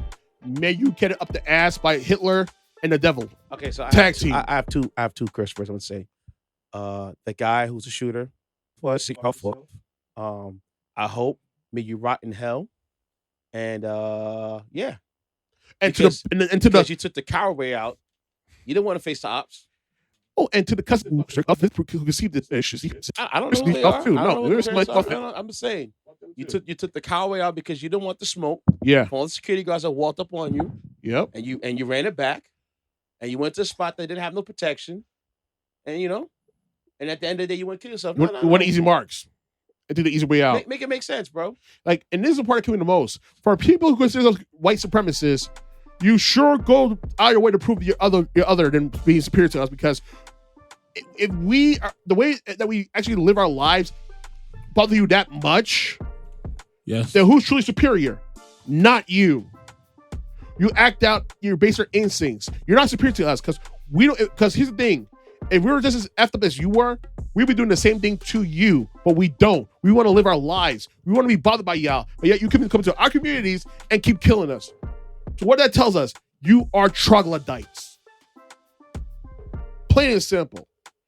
If you have smoke for me, KR655@gmail.com. I'll be waiting for your emails. All right. So I want to lighten the mood a little bit. And Ceddy said, putting the truth serum on top of our foreheads today. My story is about this. A GenZ software engineer at Google earns $150,000 a year. But here's a catch. He only works 1 hour a day. Wow. So, get the story down for you guys. A typical software engineer can earn anywhere between $150,000 to up to $780,000 base salary. This man name is Devvon, that's his code name, is a Google engineer in his 20s, and he works for Google roughly 1 hour per day to earn $150,000 per year. A typical day for him is that he's up by 9 a.m., showers, eats breakfast, and then works for Google up until noon or 11 a.m. Then he spends the rest of his day on his startup company. Devvon's reasoning was that he couldn't justify working hard while watching other colleagues working late nights, longer hours, without moving up in the corporate ladder. Another software engineer named Jason actually works 2 full-time remote software engineering jobs, no more than 30 hours per week, due to the lack of workload he received at one of the jobs. So, fake work is what is being called at big tech companies are paying out top salaries for minimal hours of work. Tech giants were hiring like crazy during the pandemic due to the expand in workforce to stand out against the rivals. But due to lack of work to keep them busy, thousands of them got laid off. Gen Z workers, shout out to you guys, have shifted the work-life balance to favor themselves more. For example, there's a thing called bare minimum Mondays, which a worker does a less amount of work on a Monday to avoid burnout during the week. Or they do something called quiet quitting. Quiet quitting is doing what's expected of you on the clock or even less just to keep the job going. Devvon believes that Google does not suspect him of working a few hours a day. While interning at Google, he did the same position he currently has. And during that time during Google, his internship, he only worked between 2 to 3 hours a day. That freed up time for him to take a week-long hush trip to Hawaii while he was still working remotely. If he wanted to work longer hours, Devvon said he would rather work at a startup tech company. So hats off to you, smart kids out there working remote jobs, taking advantage of the system because they don't do that to us. I think it just comes back to what I've had this conversation before. I think I've had it with you guys. I've also think I've had it with other people as well. That's in the 9-to-5 work life and stuff like that. And you could attest to this too, Kev, is that the 9-to-5 mentality, especially for people with greater ambitions, is becoming obsolete. You're right about that. And Gen Z, in their mind, is like, let me work smarter, not harder. Especially when they know what they're doing. They're not interested in like doing all that other stuff. They would rather, make what they're gonna make, and it'd be a lot of money, and while being able to do other things that they really care about doing. So hearing that just reinforces what I've been saying. Other than the necessities, the 9-to-5 life is not ideal for majority of people, unless you're your own boss or unless you're working for a corporate entity where you're doing a 9-to-5 or even more hours to get to a point where you ain't gotta keep working for that company anymore. So that's how I see it. I've been saying that, these kids taking initiatives, to work their jobs and to say after fuck the system. Yeah. I don't mind it. I like it. No, I don't mind it either, to be honest with you. I'm happy they're doing it because F them. They can fire you at any moment at the day and say F you and you're screwed. So if you want to take advantage of it, go take advantage of it. You're just a stat. You're just a body. Yeah. Unfortunately. All right. This is my man Devvon Terrell. It's called Can We Talk? And we'll be right back with more on Record Podcast. Yeah. Oh, Devvon Terrell and Kai Cash. Sorry. Kai Cash and Devvon Terrell.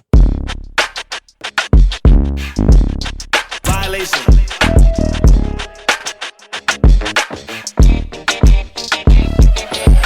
Young, but I'm still an OG. Would you become my ace if we riding in a Vienna? Talking my every time that we link up. These hoes, let's style on them.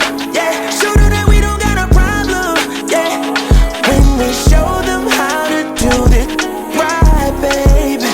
So every time we pop up, oh, they know this our city. When you hit me, girl, I do my dance like Diddy. Liddy, can do this with a number or a DM. Either way, I'm gonna say, can we talk? Yeah, for a minute. I just want to know your name. Can we talk for a minute? I just want to know your name. Like, how you try to slide by me? Like, you moving like you got a problem when you get your energy right. You caught my eye from wherever you was sitting tonight. I'm tryna drop something off, no delivery price. She said it's giving, no commitment. I said I'm giving what I can in a minute. What's your name? How you feeling? And if you don't wanna talk, I understand. No, I get it, but that's a dub. I ain't really tryna hear it. She laughed, I laughed too, Her name Stage Driver, S-Class Coupe with the temp tags new. Said she wondered why it took so long to pass through. Like, why you run down? I told her I had to. Who would I be to let you dip off like you been looking like that all night? She said I am, I asked, you got a man, she got pissed off like if I did, you would still try to get off, right? True, I'm guessing that's a no. I got her in her feelings, let me switch up my approach. She said I gotta go, but put your number in my phone. I hit you up soon as I get settled in at home. Can we talk? Say less. Yeah, for a minute. I just want to know your name. Can we talk for a minute? I just want to know your name.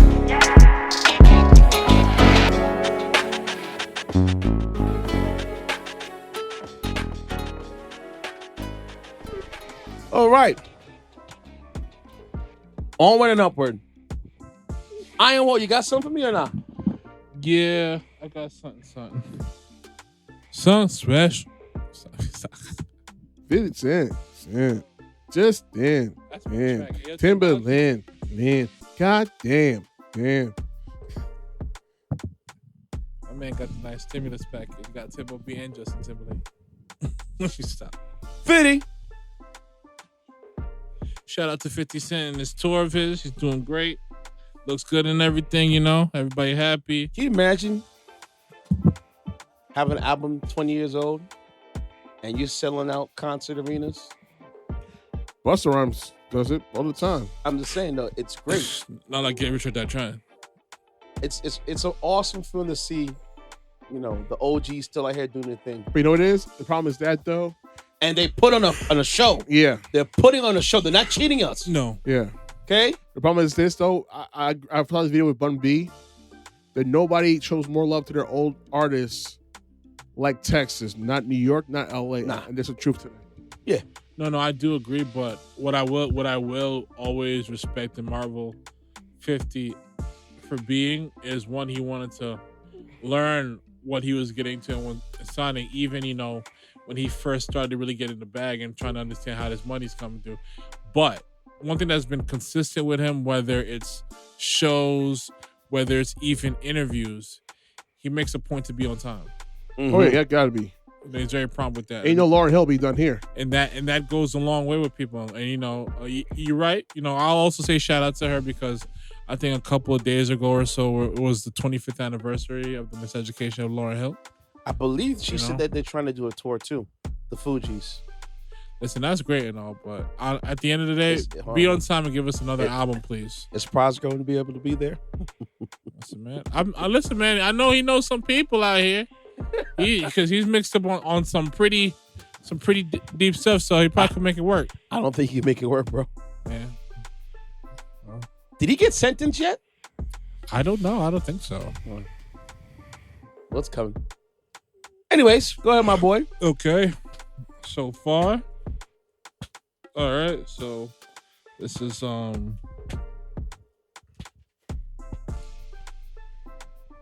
courtesy of yourself.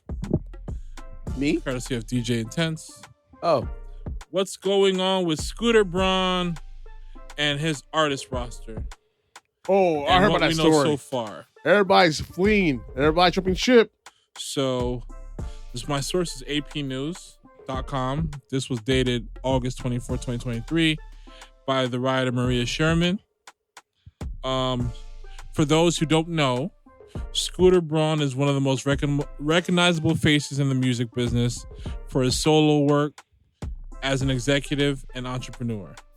Scooter Braun has managed plenty of high-profile artists, propelling the likes of Justin Bieber to stratospheric fame, and also earned the anger of Taylor Swift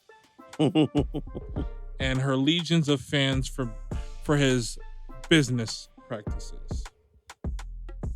So, August 25th, which was Friday that just passed, rumors circulated online that Justin Bieber is parting ways with Scooter Braun, his longtime manager. Justin also credits Scooter Braun for discovering him. I thought it was Usher. No, it was originally Scooter. I think it was originally Scooter, and he pretty much put all his chips on Justin Bieber, was going broke and stuff like that. He even got to a point where I think when I was watching one of the things, and you know, when he was talking about, I think this was like his story and stuff like that, how he used to be, I guess like a understudy to like Jermaine Dupri, and that situation didn't really go too well. I think a lot of his issues didn't stem from Jermaine personally, but mainly from like, you know, how he was treated by, I think, his mom in particular. But fast forward, he pretty much moved Justin down, I think to Atlanta with his mom and, you know, siblings and stuff like that, and put all his chips on the line on Justin Bieber and trying to get this thing to work. And he even called his dad and said, like, listen, Pops, I'm like pretty much broke. I got no more like finances. I'm about to walk away from this. And his Pops told him, like, wait, hold on a second. You know, see this through still. Cause, you know, if it, you know, doesn't work, you can still go and do something else. But like, still see this through. I mean, you've gotten to this point, you know. Why stop now? Why stop now? And luckily, you know, that baby record flew them to the moon. Baby, baby, baby, oh. Big record. Shout out to The Dream and Ludacris as well, and Justin Bieber for an exceptional all-time performance on that record. But yeah, August 25th, which was a Friday, rumors circulate that Justin Bieber is parting ways with Scooter Braun, his longtime manager. Justin also credits Scooter Braun for discovering him. In the days that followed, speculation grew and media outlets began reporting that some of Braun's other high-profile clients like Ariana Grande, Demi Lovato are parting ways with him, all of which have yet to be confirmed. Well, they're confirmed now. They're out. And one thing you don't do is you cross Taylor Swift, because now he's paying the consequences. Here comes the consequence. The funny thing is, chasing me right now. The funny thing is, at the time when she was looking to buy her master recordings, he owned it, and also, I guess she had the money to buy it back. Yes, she did. He refused to sell. And he refused to sell. But my thing, and he actually sold it at a cheaper price than what she was willing to pay. So I could only believe that's personal. I don't think it's personal. What it is, it's reality. It's the business. Why am I gonna give up millions of dollars? Something like your collection. Hear me out. What you just said. Yeah. She was gonna pay more than what he sold it for. Yeah. But he said no.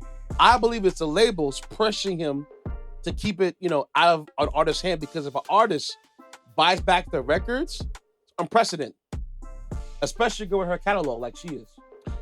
I mean, I get that. I get that train of thought, but it does sound personal if I'm going to overpay for what I believe is mine. Underpay.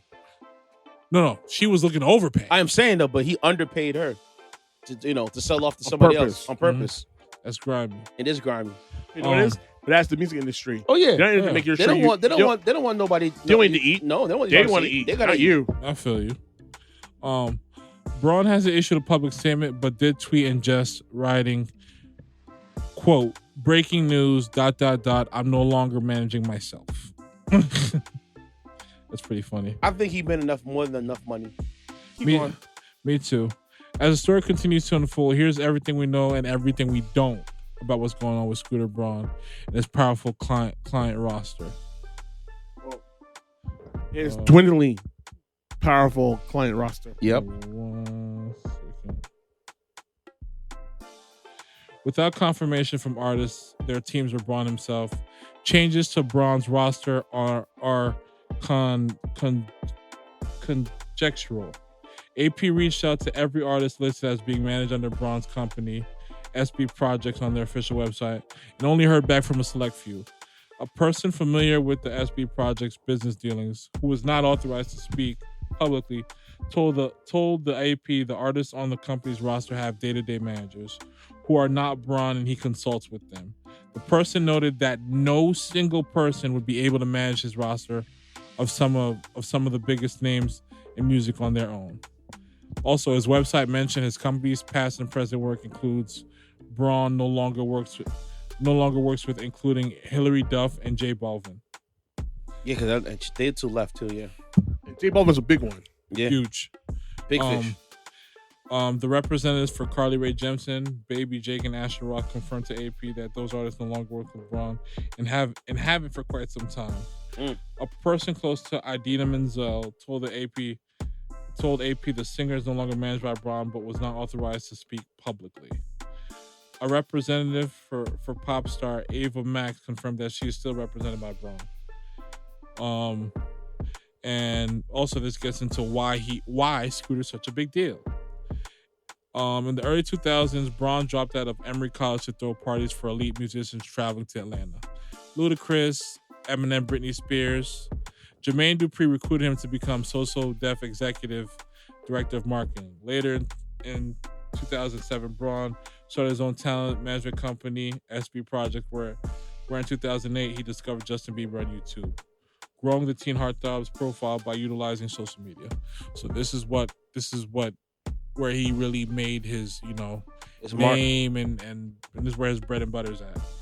The SB Projects encompasses a few ventures. Management, which included clients like Bieber, Ariana Grande, J Balvin for a short stint, Kanye West, Sheba Publishing, a joint venture with Universal Music Group Publishing, and Schoolboy Records, a record label first put on the map by Braun's client Ashtaroth in his 2009 hit "I Love College."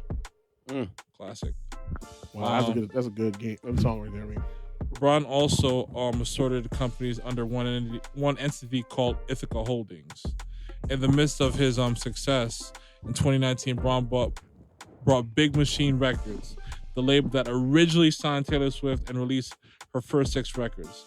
CEO Scott Borchetta stayed in place with the purchase. Braun purchased ownership to Swift's master recordings, which he sold to an investment fund the following year. As a result, Swift announced that she would re-record her albums to own her new masters in a project called Taylor's Version. And on April 2021, Braun sold Ithaca Holdings to HYBE, the publicly traded company formerly known as Big Hit Entertainment, best known for creating K-pop group BTS, and a $1.05 billion deal. According to the corporate filing, Braun would receive about 462,380 shares of the company, totaling to $86.2 million. Okay. While his star clients Grande and Bieber would each receive 53,557 shares, or almost $11 million apiece. God damn. So basically, so he sold this off for equity.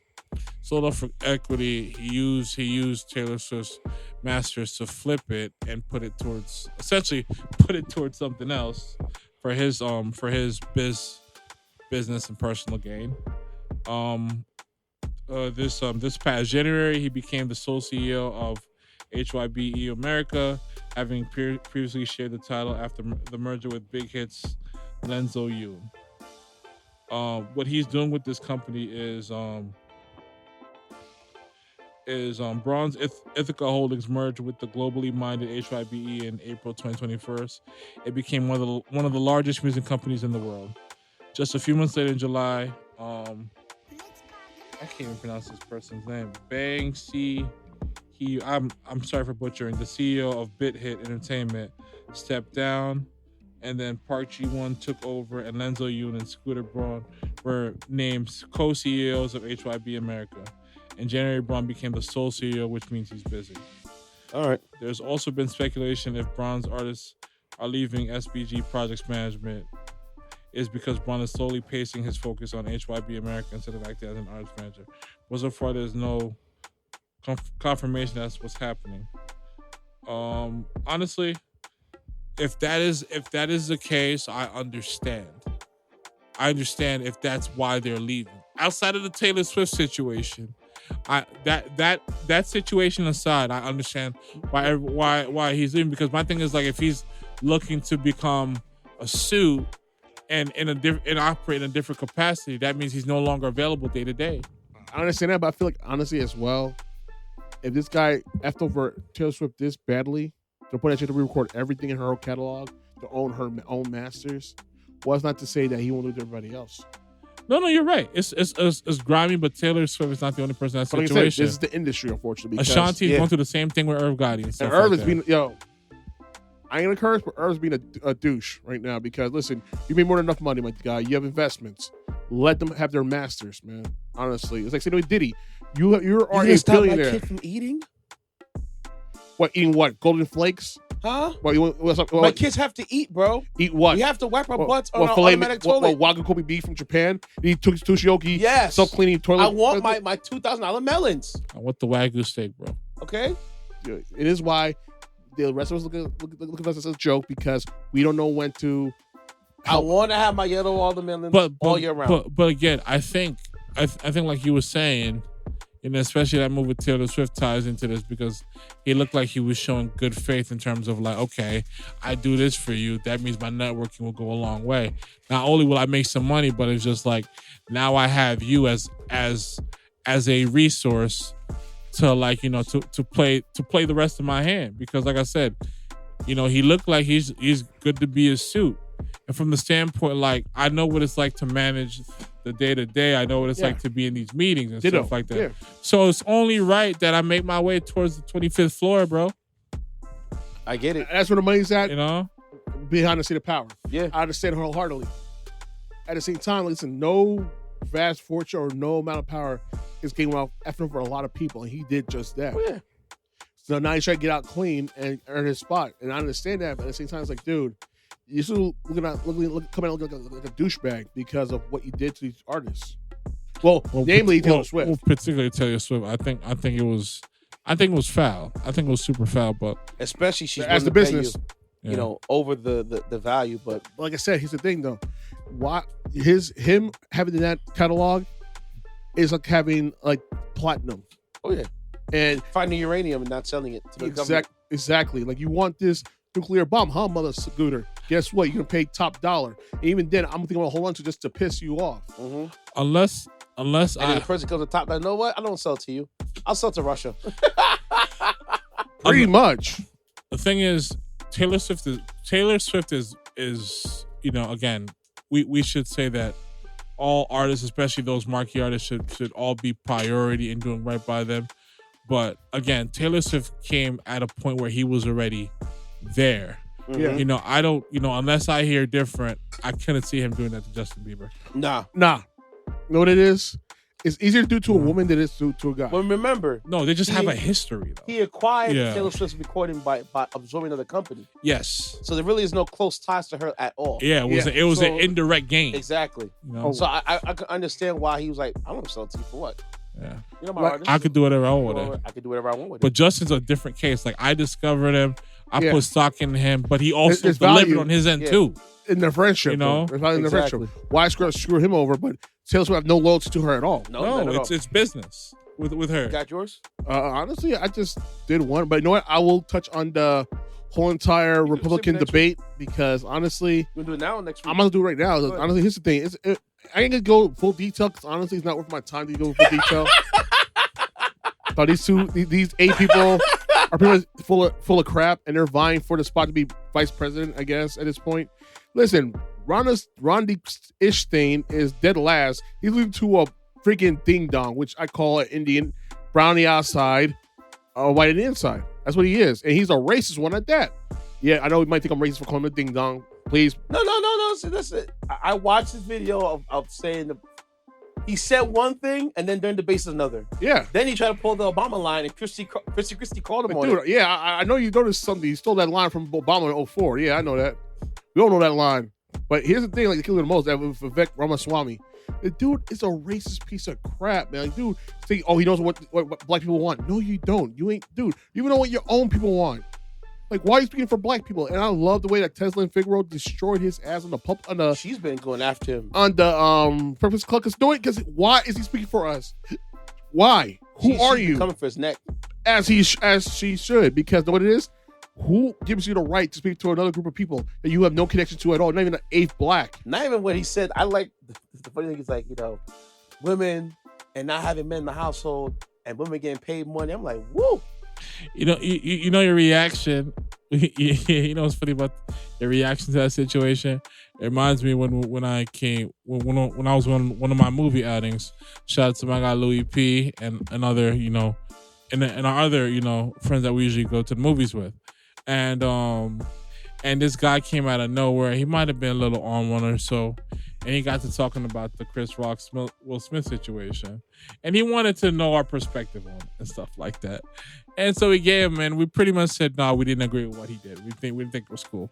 And then he decides to throw his 2 cents. Well, if someone's talking about my wife and stuff like that, I just got to defend her and all that type of talk and stuff like that. And eventually, you know, as he went his way, and then we started to mosey our way back to, like, you know, car and stuff like that. I was just like, it's always white people telling us how we should deal with black problems and stuff like that. You know, Indian. No, but what I'm saying is like, it's just like, don't tell a community how to deal with problems and things that you don't understand and stuff like that. Amen. Like, it's a whole can of worms you know you're opening for no reason. Like, dude, just stay in your, like, I would treat life like a highway for certain people. Treat your life like a highway, and certain things just stay in your lane.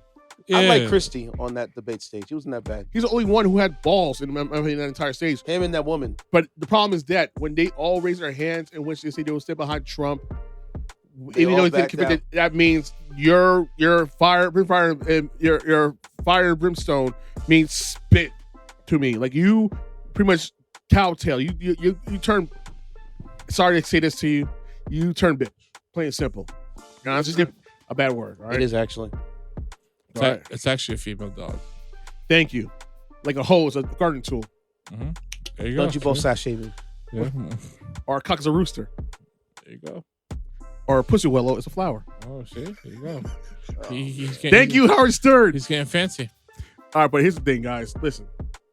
You can talk all that Gundam, all that hot talk, but as soon as they brought up the main question, will you back Trump even if he gets convicted of the crimes that he committed? And first was Vivek, of course, being the people he was, raising his hand. And then everybody falls suit, and Rhonda's Ishstein turn around like, wait, what's going on? What's going on?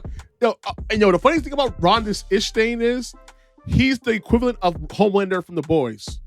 At this point, you're a Homelander from The Boys, but that tick, we better lose his ish. And he starts killing people in mass. Like that twitch, that smile twitch. That's wild. That scary twitch. That's wild. He does that. You see, you see that glimmer of that twitch, that manic break episode twitch. That's wild to me. And this dude is like, he's losing it. You can tell it because, dude, if you can't handle your own state, how in the hell can you run the entire country, my guy? That's why you're dead last. You can try. You're losing to Tim Scott. You listen to Tim Scott, bro. It's just a rite of Mr. I love my wife, white wife, Tim Scott, bro. It's a rite of. Listen, here on the podcast, we don't care who you love. Mm-hmm. Love who you want. Love again to this your tune. But the way he said, I'm proud and love my white wife. Like, yeah, keep tap dancing, Tim. It showed love that. Go ahead. But like I said, what you're saying is just a rite of passage in America. When we can't handle our own skeletons in the backyard, we're trying to tell people how to handle theirs in the pretty country. Much. So, like, and this is how that goes. And know what it is? Now they try to get black people to vote for Trump. Like, dude, y'all couldn't keep two of your own people out of jail, out of booking, just in Georgia for the RICO laws. And then you have this guy with a shirt. Oh my God, he's like guy with a shirt, the N-word for Trump shirt. That black dude. Yes. He was just at the. I knew ish. That's what. Look it up. You think I'm lying? Look it up. You think I'm lying? Look it up. I don't care, dude. I don't want. The dude's a real life Uncle Ruckus. NFT. Dude's I see who did there. like Clarence Thomas. He's an NFT. NFT. Dude, the guy is saying loud and proud, yo, Trump is the best president forever for black people. Like, well, he's better than Obama, better than Bill Clinton, better than John F. Kennedy. Like, dude. You're not for nothing. Stop sucking the man's. Stop sucking the tang out of the man's. No. God's sakes. Not for nothing. If you talk to a lot of businessmen, especially black-owned businessmen, and I understand where we come from, business-wise. That is what for a lot of them that means something. And I understand and stuff like that. But for small business, no. For big business, yes. Yeah. And I understand why. And it's why I have a boss of mine who flips houses and all that stuff, has his own housing building, construction company, this and the third. So I know why you voted for Trump. I'm not mad at you. You're a business guy. You have a mid-sized, large operation. Yeah. And I understand why you voted for Trump because your taxes would be a lot cheaper under Trump than a Democratic president. We know that. We've been through this. Every time the economy does well under Democrats, you guys take a hit tax-wise. Mm-hmm. And when the economy does crappy, you prosper, and we take a hit, and we suffer. And that's the ebb and flow of politics in America. Not for nothing. Choose your poison, I guess. Especially in this state, especially given the area that we live in and the ties that we have in the area. Yeah. Ain't no reason for the taxes in real estate to be this high when the inconsistency lies in the policing and the school. It makes zero sense. You know what it is? Those who run the local government. That's the problem. And this is why we every year you gotta vote. And listen, I know it's hard. Listen, every year you gotta vote. This is the reason why we gotta vote every year. Listen, I vote for my cousin Sabrina Charles all the time. Chance I get because she actually gives a damn. She's about the people, yes. You know what I mean? She's good people. She actually gives a damn. If she didn't really give a damn, she wouldn't be involved in the local government. Listen. I told her she should run for mayor, but she said she doesn't want to do it. Because it's too stressful and it's too much BS between certain people. You know. And she doesn't want to deal with it. And I was like, listen, if you want to back you, I'll back you. I'll be the cleanup guy. I'll be head of security. Listen, I get you that. You need somebody behind the scenes to do dirty work. Yeah, I get that, but my thing is like to be the proper guy. Yeah. I'll take. Listen, don't let me start getting in politics. I told him the same way. I get my hands bloody for you. Listen, my thing is like if that's what she needs to do to change the complexion of this particular county, this particular town. Well, you know what it has to happen. Here's a problem with our town. Yeah. Everybody turned their nose towards our problem. Mm-hmm. Yep. And now it's everybody's problem. Yep. And that's exactly how it started. That's the culmination of America as a nutshell. It's not my problem, so F them. Did you know that the Hillcrest Elementary School was sold for less than, I think, half the value and New City wanted to buy it from them for? Yep. And East Roundville turned it and sold it to that company? Well, they want to make a profit through New City. So basically, you know how many former schools East Roundville has sold off now? Colton, Elmwood, for the lesser rate. Yes. So we got to analyze that at that point. Why would you do that? You know what it is? Because we weren't paying attention when it came to the board district. No. Not that particularly. Not that. Not that aspect of it. Why would you sell at a lesser rate when you can make a profit? Some to their people. So they can use it. It's not just using it. What's in it for them selling at a lesser rate? Because they can use it. You can flip it and sell at a higher rate. They're not going to flip that. They're going to keep that. If they want to. Because if I'm selling it to you for a lesser rate, that means I'm expecting something in return. You're not expecting nothing Kickback. in return.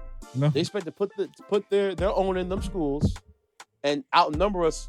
You know, I think in their district is almost like 8,000 kids. Yep. I don't know. I don't. I think to us, it's like 5,000, 6,000, barely 5,000 Yeah. students. So they outnumber us from students, but yet. What I'm saying is I don't believe that to be true without any incentive. Because if I'm going to do that, if I'm going to do that, kick back. I'm just saying if I'm going to do that and I'm in a higher position to do that means I want to keep my position. You can do that. My voting. You can do that. Yeah. They no, they won't. They wanted the building, so they got it. No, what I'm saying is like if I have the power to make these things happen for them, that means that if I'm going to do something like that, I'm probably guaranteed a backing to keep my position. No. Remember, they have to be voted in the school board. You have to be. You're right. You have to. But who are the ones driving in droves to do this stuff? You know who's voting for them in. That's what I'm saying. But now, thank God that this district it finally woke up, and we're going back to the to the polls to passing budgets. The state stepped involved because East Rampa had so many numerous errors as far as like asbestos in buildings, not proper sanitation for certain places, proper installation, plumbing that need to be work done over. I'm not saying it's right, but I'm. It's a whole slew of stuff that East Rampa had to go through. Suffering, and High School, and they didn't go through it. And then now, because they're spreading, because you know that they're now over at the Town Rampo now. They're Nyack as well right now. Yeah, and they didn't have a straw. Well, the way I look at it, whether it's our little problem became the whole county's problem because they turned their back on us, and that's why I go ha ha. How's it taste? How's it taste, mother sucker? No, you're absolutely. Because they're over in Pearl River, terrorizing folks in Pearl River. Yep. To get over there, and them folks over there, hell no. I understand where they're coming from. In Orangeburg. But let's really look at it. I'm not saying it's right, but it's been a fundamental problem. When I'll put it like this: when we look at all these different PTAs and stuff like that, the Sufferings, the North Rocklands, and all this stuff like that, a lot of them have roots here. Yes. When we look at East Rampo, majority of the roots are immigrants. Yes. And stuff like that. The problem was that we instead of the county looking out and the other towns looking out, to help one another, they stuffed their nose in our face. No. I don't dismiss that. Hear me out. And then nothing that happened with the people, the immigrants that were here, they got the heck up out of here. That's part of it too. But prior to them getting out of here, their focus was going to work and make sure they had a roof over their head. They wasn't worried about the politics. They did until you see them taxes. Yeah, you know how high the property tax in East Rampo and Rampo is, man, bro. I know it's absurd, but I'm saying it's absurd. What I'm saying is this is what I'm saying. had it been in the history of them paying attention before it got to that point. We never get to this point. True. That's what I'm saying. But when you're looking at it, coming from the fact that you gotta grow up fast, you come to this land, you start a family, you probably working 2 or 3 jobs. You think you're really trying to worry about some school budget vote? No. The only thing you care about is that there's roof over your head, there's plate on the table, proper education. and your kids are going to school and not being problem funny kids. Because some of these parents, especially now, because now we're in a more Hispanic dominated area. The Haitians are still here and there, but not as it used to be back in the day. No, because they didn't move to Georgia or Miami or something like that. Upstate, or Boston, or they're going to Nanuet or whatever. They're going to different parts of town. Yeah. So now it's mostly prominently Hispanic. Mm-hmm. And they're driving the value of the property down. I hate to say it like that, but that's just what it is. No, houses are going up around here. No. But they rent it out to down. Oh yeah. To drive the value. Yeah. Listen, I'm sorry, guys. I'm sorry to say this, but I'm half Latino, and I can say this, but y'all gonna hate me for saying it regardless. They don't take care of their property, bro. They have dogs all over the place. They have parties till the end of the waking night. Do you know how many times this year alone? I know your neighbors was dumb as well. Have had the cops have been called in the neighborhood. Oh yeah, multiple times, and not because of we call them. The neighbors disturbance at their houses. Yeah, the cops do. At least twice a month or 3 times a month they come on my block. Listen, I seen them all the time on my block too. Like yesterday, Saturday night, I seen about between Clarkstown and Sheriff's squad cars, about 10 before I went down to the Palisades. Between my house and the Palisades exit. Usually on the weekends, they're at the meter spots. Yep. There's one that's right near Bravo. No, bro, across from Bravo, where Kathy's was at. Yeah. And then you got the one that's near South Central Avenue. No, it's around the corner. It's like if you're going towards Bravo. Yeah. But it's before the apartment buildings, the one on the left. Right. One there, one across the street. Right. And the cops be posted there all night. Yeah, because they know it's gonna pop off. Yeah, always does. I ain't gonna lie. Hey, listen, I'm sorry, y'all. Because they walk home, bro. Yeah, and they be super lit. Super lit. Bro, they be stumbling. Like doing the drunkle Ted stumble. You know that meme online? Drunkle Ted stumble. Like, doing the little wobbly. Yeah. For for like a little. They walk like that. Like you ever saw the movie Hollywood Shuffle, The Night of the Living Pimps? Never seen the that. shuffle. Like they move like yeah, bro. After they do that shuffle. Yo, I remember one time I went to the bank and I'm coming back home. This dude, I'm driving. Hey. I'm just cruising. He stumbles into the road and gets mad at me. Dude, my uncle almost ran one of them over who was passed out on the road. They picked him up and he started to walk away. Like, dude, almost killed you. My SUV. Yeah. But you're right there at the stop sign, like just on the white line. On the road. Beep. 4 a.m, laid out. You getting beeped. Okay. How can it beep if I'm just barely seeing you? No, I'm saying the minute I see you, I'm beeping. Oh yeah. Oh no, I'm scared the crap out of you. Without question. You know, like he got mad at me because he fell on the road. Like, yeah. I'm like, dude, that's your ass fault. Okay. Boom. All right. Get that joke like that. You know. But yeah, they be wilding, bro. They're wilding, and don't forget, like on my block, because we never had these issues before. These guys are coming in this block with these stupid freaking work trucks. Bringing a damn school bus around here, bro. You be doing that, man. I mean, bro, we're not zoned for this. Give them a ticket. I bet you give them a ticket at stop. Or park in your driveway.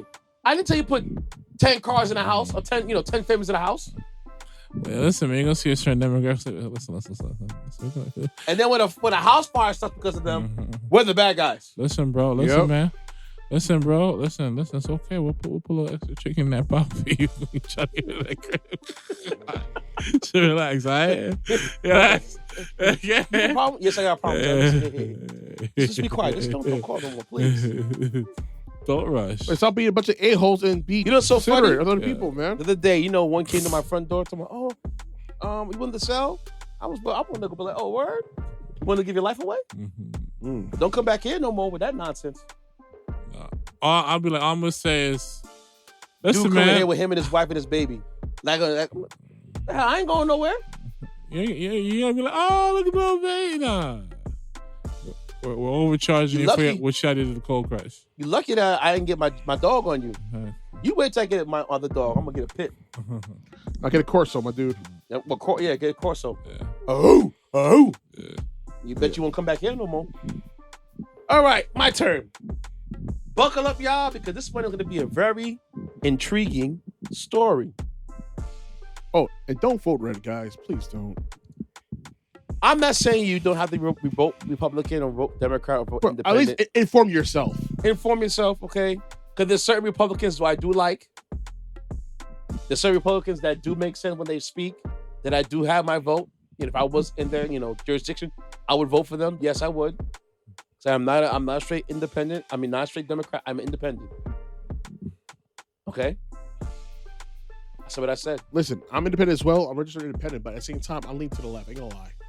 I'm a leftist. I ain't gonna lie. You know what I mean? Things that it should be in this country, as in other countries, should be here. You know who went left when everything was going good? Yay. Herschel Walker. I used to be a cop. I used to play foosball. I like Donald Trump. See, don't you hear much about him, right? I don't even run for Georgia. You live in Texas, my dude. Y'all a bunch of cheaters, man. Y'all cry about illegal votes, but y'all be doing the most, man. He said, whoa, I didn't plan on integrating myself in community. I'm just planning on renting. I live in Texas.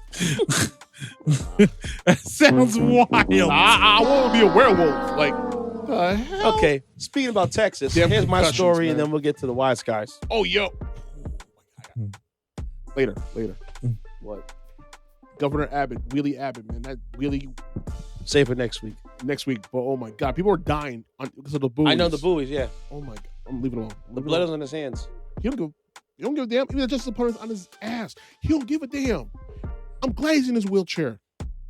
I said it. Also pushes you into those buoys. Let him push me down the hill one time, see what happens. Long ass hill. I'll do it. I said use your brakes. Come on, man. Please don't buy the bootstraps. Come on, man. You can do it. You say you can swim, right? Those are buoys right there. Self-responsibility. Come on, buddy. You can do it. All right. So, a woman murders her landlord and takes his place. That's a smooth move right there. That's a well. I'll applaud her for that. Now, here's the thing, move. right? Here's the thing, right? I don't condone murder. But that's a smart move. But I want you guys to pay attention Go ahead. to how many times the cops came to her house. I'm guessing ballpark 12 times. Not 12 times. 6 Actually, times. way too high. But 4? just listen to how many times the cops came to her house. I'm gonna say 6. Okay? I'll say Ready? 4. So on February 15th, 2021, Quick price is right. during the time Texas had one of the worst winter storms that hit the area. Remember the one that hit the area that caused the outage? Yeah. Killed the grid and caused deaths in the neighborhood? Yeah. Yep. So either on or around that time, the murder took place in the household. Wow. Pamela Ann Meritt lived at 605 West Clay Street, Houston, Texas, with her boyfriend, Michael Braun, and her landlord, Colin Kurdici. Kurdici body was hidden under a set of stairs in the backyard. Braun and Meritt took over responsibilities of collecting rent, even maintaining the bills on the property, and even covering the taxes in 2021 and 2022. A tenant named Tabitha Pope was tricked into cleaning evidence of the murder for discounted rent. Pope even discovered the body of Kurdici and alerted the police in December 2021. Meritt was arrested in August 18, 2023, with Meritt living on the property until the summer of 2022, and Pope living in the residence until March 2023. An affidavit filed by the Houston homicide detective R.M. Watson detailed the events leading up to the arrest of Meritt. Okay, guys, pay attention because this is where the story gets interesting. On February 23rd, 2021, police responded to a burglary call to the residence with a person named Joey Guy that returned home from a trip to find Meritt in the residence, and she would not leave. Meritt confessed to Guy that she murdered Kurdici. Neighbors even mentioned to police that Kurdici has been missing since February 14th. And Meritt herself was taken to the mental hospital for a psych exam and was released from the psych hospital. Remember, I see she confessed, but they sent her to a psych hospital instead, right? Yeah. Good. October 2nd, 2021, police was called again, but this time by now Pope. Pope at the time recently moved into residence and was paying rent to Braun and Meritt. The pair will offer discounts on rent if Pope will clean the second and third stories where there was large pools and droplets of blood that was found especially near the bathtub. Ooh. Pope also found a knife in the mailbox, a bin with blood in a crawl space, and Kardashian's personal belongings. Jesus. Pope told police that Meritt and Braun said that the previous landlord, Kardashian himself, died at the hospital after falling onto a sharp object. What, he fell in on a knife? Hey, man, so they said. December 6th, 2021, police were called back again to the resident, this time by Pope, because she discovered the body of Kardashian. Pope told the police she became suspicious of Meritt and Braun of their connection with Kardashian's disappearance. Pope told the police that the pair would have more. Pope told the pair they would have more time in the red house because the property will go through probate instead of foreclosure if the body was found. She overheard the pair discussing that the remains was that of a dead dog. Meritt led to Pope to Kardashian's body to claim it and said it was a dead dog. The pair went so far even freshly painting certain areas of the house to hide blood and blood stains. December 7th, 2021, Meritt and Braun was brought into for questionings. Meritt maintained the story that Kardashian found a sharp object in February of that year, was taken to the hospital, and told police that he told her to maintain the house while he was gone. Even going so far to say that Kardashian wasn't dead and that he probably was somewhere in Africa. Oh my God.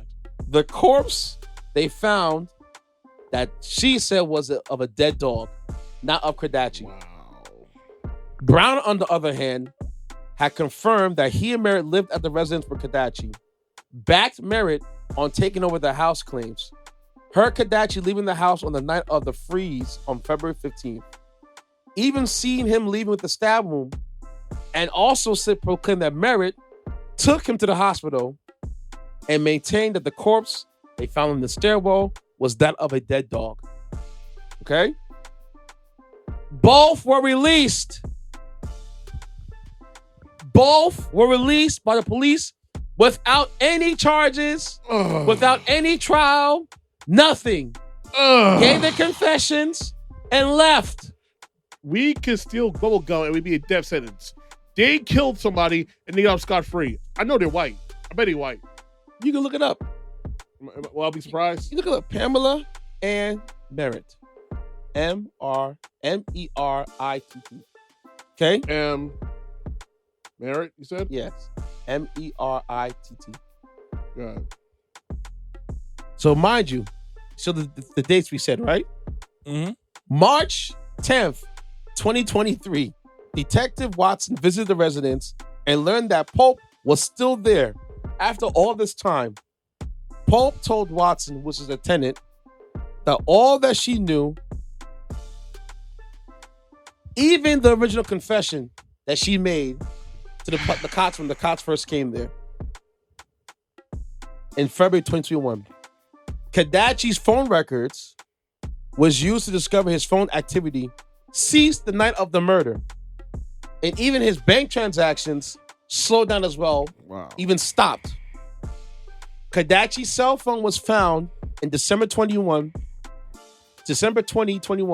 waterlogged inside that little personal belonging crawl space they found, right? Braun was arrested March 15, 2023. Told police that Meritt went alone to check on Kardashian on February 2021. Denied any involvement in the murder or help to hide the body. On May 30th, an arrest warrant was issued for Meritt. Meritt was eventually found inside a motel on August 18th, 2023, and set to appear in court on November 1st, 2023. You want to play a game? Oh, I already answered it to the question. But, What did she say? He said. Walt. Who do you think the lady is? What is she? Pamela, Meritt. Meritt, what do you think she is, man? I think she is. What race? What race she is? I think she is a white Karen. Ceddy said. Betty White. For correct, man. That's This little old white lady. 47 years old. With murder. Got away from murder for 2 years. That's crazy. Even confessed to the crime and still got away with it. Yep. 43 years old. Correction. So let me tell you right now, we could get killed for stealing a cigarello. We get killed for selling CDs outside of a Quickie Mart. We get killed for supposedly using a counterfeit $20 bill. But this woman killed a whole person and hit it. And it was cold multiple times by the police, confessed to the crime, and it took 2 years. That's crazy. How many times were they called to the house? Said he said on Walt. You remember how many times they were called over? I lost count at 4. 4 times. 4. Oh, you're right. 4. Oh, your Coke 0, my friend. Man, that's crazy. Oh, your Coke 0. 4 times you called to the house. Crazy. Each time cracking the case, and she got nothing. That white privilege is something else. I'll tell you right now. I'll tell you what. To even discover a body in the house. You literally get away with murder. They discovered a body, my boy. It's crazy. You literally get away with murder. It took them 2 years to catch him? That's wild. It doesn't make any sense. Who that police department is inept as hell. 2 years? Nah, you would swear they was all in it. All in it, to be honest with you. Because that don't make that. The body's right there. The knife is right there. Yeah. This is right there. Right. 2 years? What is it do? Crawl in the crawl space and stay there and die? Nah, that bullshit. That makes 0 sense, my guy. Like how the That's hell? he commit suicide? Like yeah, I'm gonna put myself in my own Rubbermaid box. Like, come on, man. Like, come on, guy. Like this is ridiculous. Like, there's no way that you could be that freaking clueless as to not see the connected dots of a murder. Well, they were. Like, that police department need to get fired. Everybody in that department needs to get fired and let go, or take a refresher course or something, because that's an embarrassment. You know that the fact that you have a murder went over your heads, and you guys are so oblivious, even with the fact that they confessed to it. To tell you that department needs to be thrown away. Throw the whole department away. Straight up and down. They're trash. Trash not the word, man. Pathetic. Like, pathetic. I saw the story and I started laughing. I said, how you get it for 2 years and have the police come to your house 4 times and to find a body? Yeah. And nothing? Do you know how much trouble I would be if there was a dead body in my house? Oh no, we'd be both in jail right now. All of us would be locked up. Absolutely. Somebody going down. Because why is there a dead body in your house? Yep. Exactly. Well, sometimes, you don't think things through when you're impulsive. I guess. Well, all right, y'all. This is the last song on the episode. This is my man DJ Spaz with the Ginuwine theme, and we'll get back to the wise guy. When I see you with your friends, when I see you with your friends, when I see you with your friends,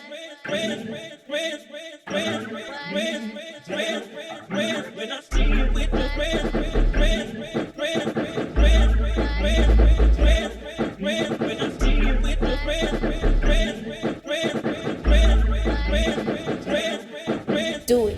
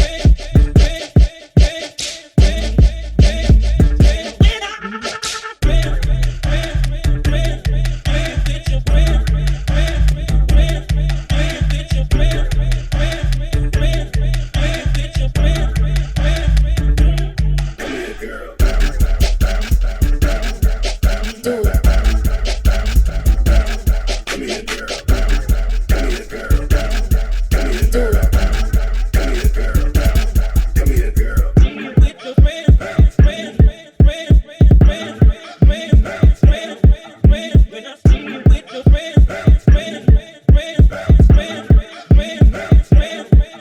I see you with your friends.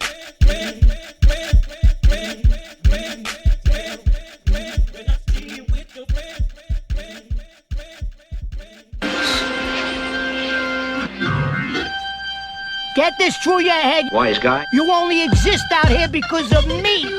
That's the only reason. Without me, you, personally, every wise guy still around, I'll take a piece of your wise guy. West. You're born. Don't ever go over my head again. I would never do that. Dude, that is hilarious. I would do it. No. Damn, you cursed again. Yeah, I'm sorry. You can work today, man. I'm sorry, guys. Not too much. You It's not said that just bad. for chips and giggles. Well, cut it out. You tried. What, you don't like to eat chips and giggle? You tried. Anyways, you guys know what part of the show is. Time for that wise guy, you know? Sure is. So I and Walt brought a story to me. You know, shout out to the Savoy show. Now, we all have company here. And usually when, you know, a friend company comes around, it's you and your company and nobody else, right? For the most part, yeah. Okay. So, it's a video clip. It says that man tells his woman that she needs to go to the back when he has friends over. Mm-hmm. Thoughts. The caption says, should a woman hide when the man has guests? Fair game, right? Yeah. Let's play the video. But I'm saying, if it's a real friend, I mean, see, I pay for you. You beautiful. Okay. It's the fellas talking right now. What do you mean? I can't be in here? That mean you need to go to the bed. I'm not gonna go to the bed to Spaz. I'm here to pay the rent. You need to go to the back when the fellas up there. Okay, but this is my house. You can leave. It's getting messy. Okay, but you It's getting messy.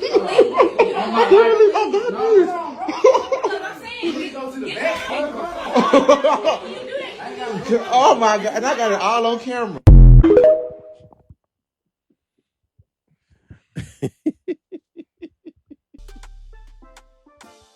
So, actually, gentlemen, if you have company over, should your significant other go to another part of the house? Since I was going to answer, go ahead, I won't. You just jump right into it. Well, go for it.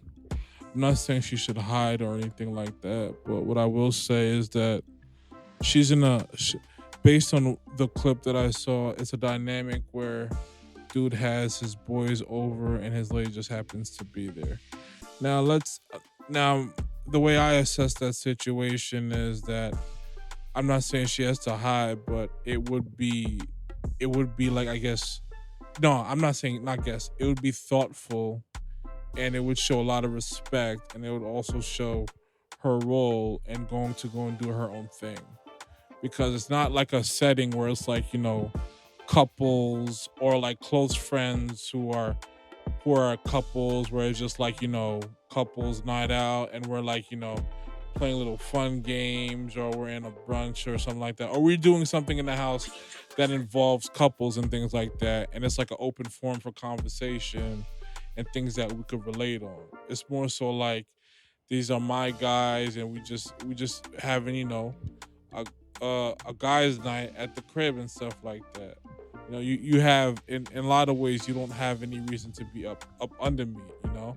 Now I'm not saying this to sound sexist or anything like that, but if it's like a guy's night out, not a guy's night out, but if we're in the crib and stuff like that, and let's just say for argument's sake, you know, this was something that I've been looking forward for like the past week or so, and I like, you know, and I do some market stuff and things like that. Yeah, like, you know, you could prepare some wings, some chips, a dipping or whatnot, and just, you know, compliment the situation that way. But to insert yourself like you one of the guys or like my friends are your friends, no, that's not okay. It's not that type of situation. And like, you know, one of the things my pops put me on to is like when it comes to those dynamics. You know, I'm not saying that, you know, this applies to everybody, but it's just like there is always one of them, usually maybe one of your close friends who brings a homie or one of the guys in the crew that you necessarily can't even trust around your ladies and stuff like that. Pretty much. And my thing is just like that level of dynamics and comfort ain't ideal in a lot of situations, you know. Just like it's an adequate time for dudes to go about their business and go home. It's also a time and a place where ladies can occupy a space with other men and you being involved in the same setting. I think when women should respect a man's space, even within the same house that they both exist in, when it comes to, you know, their friends. No, when it comes to that man's friends that are not necessarily your friends. You know, you could be respectful, introduce yourself and stuff like that, and then get back to your scheduled program and let me, you know, deal in this and occupy this space. I don't need you up under me. I don't need you. I'm gonna give you a secret, you know? to help you with that. Mm-hmm. Not now. I'll get to it. Yeah. Ceddy said. Go ahead. So how do you feel about if you have company over and your significant other wants to join the crew? Should they go, you know, let you do your thing and, you know, go to the room? Honestly, reality matter is this. Here's the thing. I have people over, you know what I mean, all that stuff. If you can't trust your woman around your friends, then those are the type of friends you shouldn't have in the first place. Truth be told. People you can have in your house. I mean, if you can't trust, but then that goes to you as well, being insecure, having your woman around your guy friends as well. So it's a double-edged sword. You know what I mean? Truth be told, I wouldn't mind at all having my girl around the guys, because you know what it is. Then again, living from prior experience in my life, I had one of my best friends cheated on one of my girlfriends. So it's a little bit of that PTSD is gonna kick in, because I won't trust you guys or any guys in general, even if you were married, around my girl, because unfortunately, as one of my friends said recently, y'all think of your head in your pants, not with head on your shoulders. And when it comes to getting the vagina, loyalty doesn't mean spit to some people, and that's just what it is. It sucks, but that's just the reality of the world we live in. And wow, I thought you'd be the opposite, but go ahead. I mean, like, I wouldn't listen.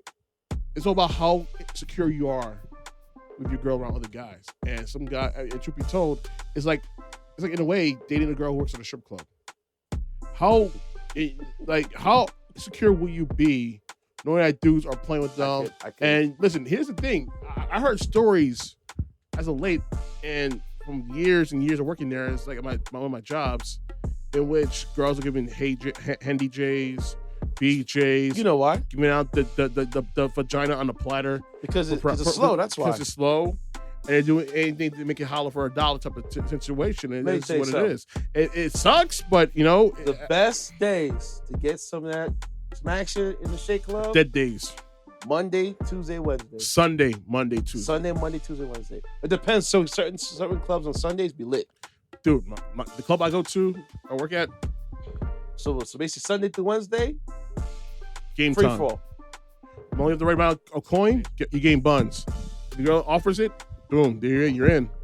I gotta show you a video. It's sad, but it is what it is. Listen. I gotta show y'all a video. There's no shit in the girls' game. Do you, man. Make your money, but at the same time, dude, realize that in some of these clubs, there are undercover officers that come in on a regular basis, and you get the wrong one, you will win a prize, and that means as a couple of years in prison. And a fine for the club. Yep. My thing is like, and nothing worse watching the dancer, you know, give it up. And mind you, she ain't using no rubber. Nope. More often than not, they don't use a rubber for handy J's, BJ's. No, I'm saying this. She piping raw. Yep. Then Mike, just bet the man. You ready? You gonna sit on the Johnson raw dog? Oh, yeah, I'll brave. It's nasty. You nasty. Yeah, chick, bro. you're nasty heifer. Yeah, but my thing is. Look at his face. Now my thing. They have something to share with the audience, kids. No. I'm not even. I mean. Listen. I'm hearing what you're saying. Definitely. I would never date a stripper. But you know what? Especially nowadays. You know what it is? The reality is right now, honestly, for this one, I was being mad open with it. Like, yo, Ooh. Listen, there might be there might be a sense of insecurity when it comes to the topic that we're discussing right now. And I said that but from the jump. But my thing is, it's no different if she was having a girl's night in the crib and she didn't want dude right under her tip. Bro. Absolutely right. Let me tell you something. It's, you know, absolutely right though. My 2 cents. Because if I got my peoples over. You don't need to be here.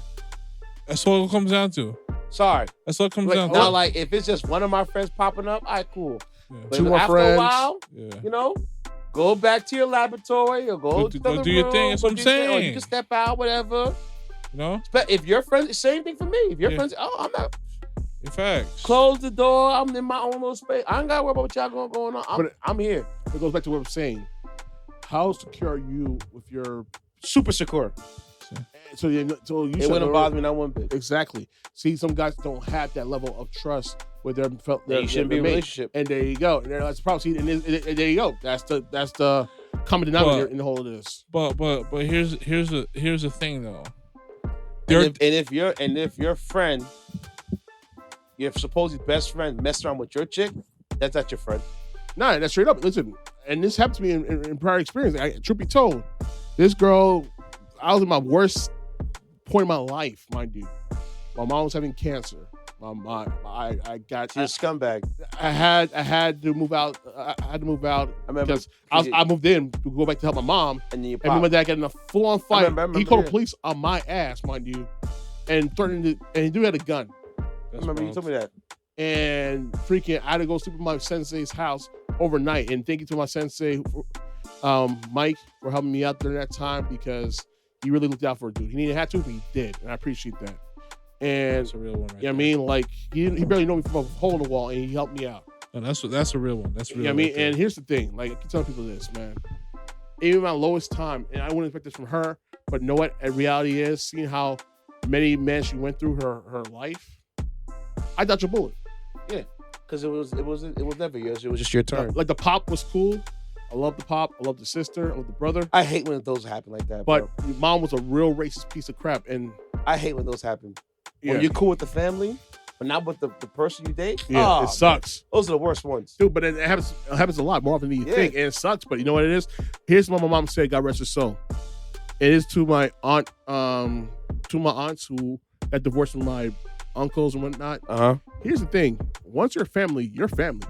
Oh yeah. Period. You come to any outing, you come to any gathering, whatever. I don't care. But reality is, you're stuck with us for the rest of your life. That's it. And that's just what it is. You could divorce my brother-in-law. You could divorce my brother. You could divorce my uncle, whatever. But reality, at the end of the day, I'm still gonna call you auntie. Yeah, because you know why they have kids. Yeah. So that's your aunt. There you go. And if you move on, you got two aunties. Yeah, exactly. It's what it is. And I mean, his whole situation is like. It was messed up, but it's a learning lesson. That means to show you that some dudes you think you could trust, they're not it. You're not it. And I'm glad I learned that early in life because seeing how his life projected the way it did, that's karma. Yeah. You know what I mean? And it's in with her. Same thing. I think sometimes when those kind of things happen to you, it's a blessing in disguise. You just don't know it at the moment because you'll see the full enraged. picture. Yeah. But when it happens, oh yeah, I'm good. I'm glad you. It's like what happened to me this week in the whole situation. Yeah. Like. It sucked to getting rejected in a way, but then when you look at the bigger picture and realize the hypocrisy that played in front of you, I dodge a bullet again. Like I said, I keep saying it again. Do not shit never yours. It was just your turn. Yeah. And like I said before, I see you look at it as, bro. Yeah. You can't take him seriously, B. Nah, and I never will. Like, none of them. None of these. I said what I said. I'll stand on it 10 toes down. You chicks in the dating circle, I will never take you seriously. Fair. Yeah, unless you prove me otherwise. Show and prove. I will never take you seriously. This ain't you are just a hole for me to poke. That's it. And here's the thing. This ain't not something. And I'm going to treat you right. I'm going to treat you with respect. I'm going to look for your best, but I am not going to try to, no, I'm not loving you. To the bare minimum. No. Here's the thing. There's no building with you. We're just entertaining you. Yes. Listen, this ain't no. And I'm going to be respectful about it too. This ain't on some incel ish. It ain't on some hole busters ish. No, it's not. It's not just being real. It's just being real because y'all dating full circle games nowadays. It's horrible, isn't it? And reality is this: we are three. Listen, I think disgusting. The dating circle now, B. Oh, it's toxic. And I'll say this point blank. Yep. I'm 40 years old and I'm saying it's toxic. Here's the thing, guys. And I'm not trying to suck each other, our own penises in this situation, but I'm going to say this point blank. We are all genuine good guys. And good guys are harder to find than diamond in a coal mine. Yeah. And the karma effing over a good guy is that dirtbag that you have Everlasting. 350 daddies Everlasting. and you get divorced with. It's great seeing the karma go unfold. And it's just, no, it is. And that's reality because I've seen this time and time again. Well, you know what I'm talking about. Walt knows exactly what I'm talking about. I've seen it so many times played out like an old school TV rerun show. Like I've seen it played out so many times, and it'll happen again and again and again. And you know what? I ain't gonna gloat. I ain't gonna be petty about it. I'm just gonna, that's it. Walk away. Walk away, bro. No, that's God's way of saying, you know what? Yo, you got your bullet, my son. Even these professional ladies, professional girlfriends, like ladies who are nurses or doctors or lawyers or business associates, whatever. They ain't ish neither. They're just as toxic as the ones, you know. We know. So I gotta sift through the mud to find what I want to look for. And that's why, honestly, at this point, we don't chase. No, I'm glad that you said that because my mindset, even thinking about past generations of men and those era of women that they've dealt with, my thing is because of what you said reinforces why, like, you know, as I'm, you know, ascending and bettering myself and eventually gonna have my own things and stuff like that. Unfortunately for you, my friend, and I'm gonna hate to break this to you. Go ahead. I'm gonna lower the volume. Let it be broke, man. Let it be broke.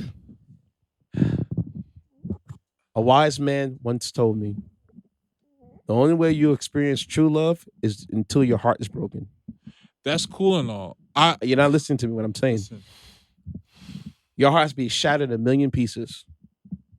And once it's put back together again, that's where you're going to find true love. No, my thing is, like, I understand what you're saying. saying. You have your guard up and you have things around you that you're trying to block from it happening. It has to happen. Listen. Carry on. Listen, my overall point, listen, I'm sure that's going to happen. And I can't say I'm sure that's going to happen, but what I say, if or when it does happen, I'll already have all my things together. What I mean, what I'm honestly saying is that, like, you know, when I'm well established and have my own place, making great money and stuff like that, you know, whether it happens or not, these women are gonna know that a lot of them are. Listen, my thing is a lot of these women, you know, are dating these dudes that are just walking red flags, but a lot of them are talking to them however they see fit because they got their own. You're not gonna be able to do that. And that's where you have to do it. Until you find that one, and that's where you're gonna turn down the frequency a little bit because, you know, you're gonna care for their feelings afterwards. But this dating pool, I'm just saying, for all these women who want that finished article and stuff like that, you're either gonna be the one or a dime a dozen. And believe me, you don't want to be the dime a dozen. At the end of the day, I'm telling you that right now. N-O. You know? Okay. Listen, not it. The dating pool may be trash, but as long as I know that, you know, even if she is a 10, 11, that she can be replaced, I'm cool. I'm cool with that, bro. Anybody can be replaced. I'm cool with that. I'm just saying, this dating circle, I'm not with it. My thing is, like, it's lucky that you have somebody. Listen, my thing is, once my stock is up, you know, I'm not compromising for nobody. Listen, I follow the old school pimp ways, You know? man. The man said, I'm not going to show attention to those that don't show attention back to me. That's fair, you know? And I walk into the room and you don't want to say nothing to me? No. Cool. I'm over here. You're moving, Pippin. I'm over here. I know you're right. You're right. I'm over here. I'm trying to learn and detach myself from opposite. Because all that nice like guy that. stuff nowadays, bro. It's dead. You know what it is? I'm learning that right now. It's not it, bro. It's not, it gets you hurt. Just stay to yourself. Yeah. Don't get close to the sun. Or you will be burned. And, you know, just chill out. Only care for those that want to care for you. If I walk through the room, you say what's up to me, and you know, and I know you got my best interests at heart, I'm gonna vibe with you on that. But if I talk to you and I come to the room, you just all quiet and you don't act like I don't see me and I'm watching your face, you just on the phone, like it's so rude, yo. When the hell did women stop becoming polite nowadays, bro? Dude. Bro, I'll say it like this. You walk into a spot, they don't want to acknowledge your existence. Mm-hmm. And then all of a sudden, when they need you, they want to hit you up. I know. Go kick your foot on the door that you walked through here in my life. I'll put it like this. Go stub your toe on the ground. Don't bother me. Because you wasn't bothering me back then. Keep the same energy. Exactly. Keep that same energy. Keep that same energy. My whole thing in this, even though it's an ongoing joke that I have with you about your particular friend and all the other ones and stuff like that, even though I'm like really serious and stuff like that. What you're saying is like, I am a nice guy and my intentions are true. When I rock with you, I rock with you. If I don't rock with you, you don't exist in my mind. I don't mention your name. You just occupy a different space that will never cross my path. Exactly. But what I will say is that like, I'm not gonna. I know me, and my thing is like when I see things, I might not call it out right away. It's best that I do that because you catch me on a bad day. Oh yeah, believe me. So the smoke's coming out. Yeah, so some real things will surface. Now I'm not saying you to go out here and be an a-hole. To everybody. That's what they want though. But you just be. Here's the thing. That's what they want. Stick to yourself. That's what they want, and they can't dispute it. They can't dispute what I'm saying because we see their actions and we see what they say. No. We see their actions and we see what they say. I'm not knocking for that. There's not too many I can't women. fault them to be mad. There's not too many women that's walked this earth that you could take them at face value and their word. That's why there's not too many women. That's why Walt. Here's the thing, man. Yeah. Show and prove. That's the mentality for guys in general. No? Show and prove. You really give a damn about me. You really want to build with me. Show me. Show you give a damn. Make an effort. I made an effort to talk to you. It goes both ways. I'm at a point right now. All the girls that want that finished article, you are allowed to want that. Yes. But just know when I become that article, I'm allowed to treat you in the rear view. Like dirtbag. Straight dirtbag. Plain and simple. Just remember that. Facts. Like this is what you wanted out of it. Like this is what you made me. And that song from Fabulous. This is what you made me. Listen. Like you played me. You broke my heart, this and that third. And now you want the nice guy back? No, that nice guy is dead and buried 6 feet under. Yeah. Listen, you lost him. You lost every right to that nice guy. A lot of these shorties in their prime years chose to reproduce with red flags. Yeah, and walking red flags. And now they want to Russell Wilson. They want us to pick up the pieces. Nah, I'm not doing none of that crap. We're not ashtray from Don't Be a Man to South Central, bro. Homie. And shout out to Dr. Umar, you played yourself on that one. We're not doing none of that crap. Sukihana? We're not. No. What you mean? He was on. Shout out to this. It's another great forum and podcast, Daily Rap Crew. He was on the saying that that pretty much because of the fathers who chose to abandon their kids and chose to be like, F-boys, the new guy that the shorty's chasing for because he has his stuff together and always liked her will also take care of their kid as their own and stuff like that. Like we're responsible for those failures. No, we're not. We're not responsible for none of those failures. No. They need to own their choices and those fathers they know what they need to do and stuff like that. So the men who want to, choose not to deal with the woman that already has children and rather start a family of his own, that's his right. She can't be mad at that. Because it would be no different from girls that you're into and be like, I ain't trying to deal with no baby mama drama. It's the same thing. So my thing is like for the men who want to start a family of their own with a woman that has kids, that's their right. It's no slight to the women who already have kids because I'm sure there are some good ones out there, but you guys are completely different spaces. Okay, she's worried about maintaining her household and the child while you're worried about trying to understand her and who she is and stuff like that. You guys are occupy two different spaces. And also the thing is, the more you think about it, is like you can't discipline that kid or anything like that. And you put yourself in a situation where, like, let's just say if you and that kid were close, and for whatever reason, hey, the situation his mom don't work out and stuff like that. That's a strong bond you form that you no longer have anymore. Exactly. So it's just like this. It's very counterproductive. This is not a shot at single moms or anything like that.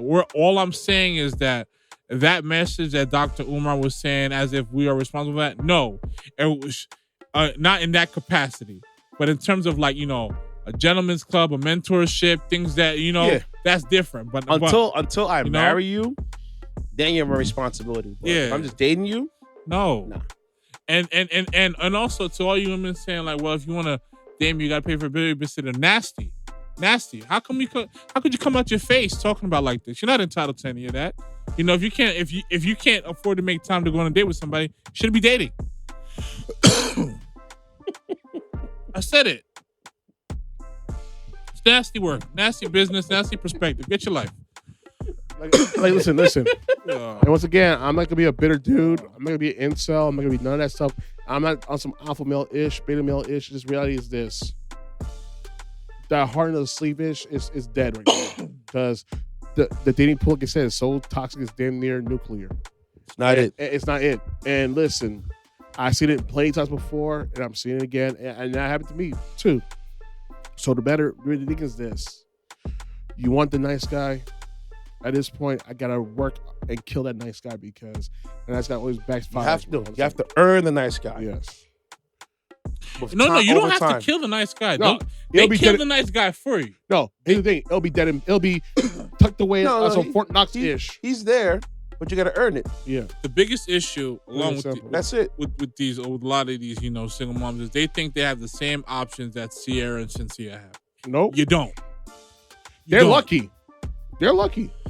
You gotta understand, they are the exception to the rule. They are not. Don't let those success stories gas you up. And even then, you see even the Summer Walkers of the world realize, yeah, this ain't sweet. Even Little Meech, sweet. Even Little Meech hanging out with his cousin. Think about it. What can she expect from a dude who's one is the spitting image of his father and moves just the same way like his father, and starting to move the same way, pretty much telling the story of his father's story by playing his father and moving in the same setup, same way. And one very, very, very important nugget. He's 23 years old. Yeah. What do you want from him? Dude, reality is this. Here's the thing. You want commitment? Ain't no brothers gonna be committed this early in the game of life. Especially the one that hit it off like he did. And on a TV show in Hollywood. I got a name. Instagram is outside. You serious? I'm at fights. I'm at shows. I'm all over the place. People know who I am. And people know who my daddy is too. And I got respect off the rip. And buns off the rip. And let's be real. I'm sure I'm sure maybe, well, I can't say I'm sure, but I'll say I can guess maybe maybe he likes her for who she is and there was an attraction. But do you think he was looking to go beyond that at 23 years old? No. No, hell no. You don't know. Well, see, the thing about is that women think ahead. Men, we think no, now. they don't. No, I'm saying they think like, oh, we're gonna marry. I love and I love and I love and I love. Sometimes you gotta be careful when you say you love because it could be too much for someone to care. Exactly. Take over. How does one think ahead if you turn the cheek to red flags? I'm just saying, Walt. This is what females do. Females wouldn't think marriage and think long term. They think about that. Men, we don't. No. They think about that from a separate thing. They're not thinking about that in real time.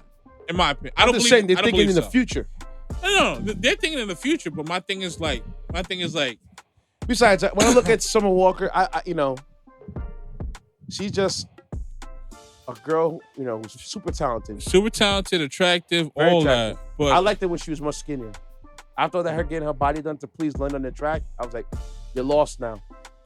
And this is what I keep telling you about how could you think forward when you're trying to keep a situation is not for you. Yeah. And stuff like that. So it's like I don't know why she went. So it's just like, okay. So we have this kind of intimate chemistry, and then moments when he's not doing his BS or talking to other women and stuff like that. He's really a good dude and stuff like that. But my thing is like, if he's not doing right by the relationship, and you thinking like having this baby is gonna change that, it's not. It's not because the guy you want him to be may not be the guy that he's gonna be for you, but it depends. But he might be that for someone else. Yeah, it depends. So, because sometimes it takes a guy time to mature to get get his acting over. No, it does. There might be very few exceptions to the rule where they just that's just who they are off the bat, based on how they came up and what they saw maybe from their grandparents or their parents and stuff like that. But ultimately, I think that for the most part, like, a lot of us start as good guys, nice guys, up until what you just said. One of them girls do something ruthless, and then it's open season for the rest of them. And it's over after that. So listen, I've told, a significant other one time, if you're not done, well, I'm gonna be a savage outside. Pretty much. I'm gonna be, and I ain't doing this over again, sweetheart. I might have come to you for my kids. Other than that, that's it. I'm done. I'm a savage. I'm savage mode. All right. Ceddy said, give him your handle, man. It's time to go. Ceddy55 at Instagram. That man Ceddy, my public page, and Instagram as well. I'm Walt. I am Walt _WAL, 4 T's at the end for the IG. I also have my R&B is Dead IG page, RNBIZEDEAD. And I also have my other page, Alte is the motion, ALTE is the motion on IG. Those are my music pages. Definitely share, like, comment, subscribe, spread word of mouth, Okay. This is On the Record Pod. This is C with a K, On the Record, all one word, pod. The last song on the episode, it is going to be London Hill with London Drill. And another song I'm going to put on there. Big shout to L Nice and DJ Shy. This is Friday with his song called DGIA Part 2. Yeah. I think we might have the discussion about this one when you hear this record. Okay. All right? I'm with it. So, yeah. See you guys later next week, man. Peace.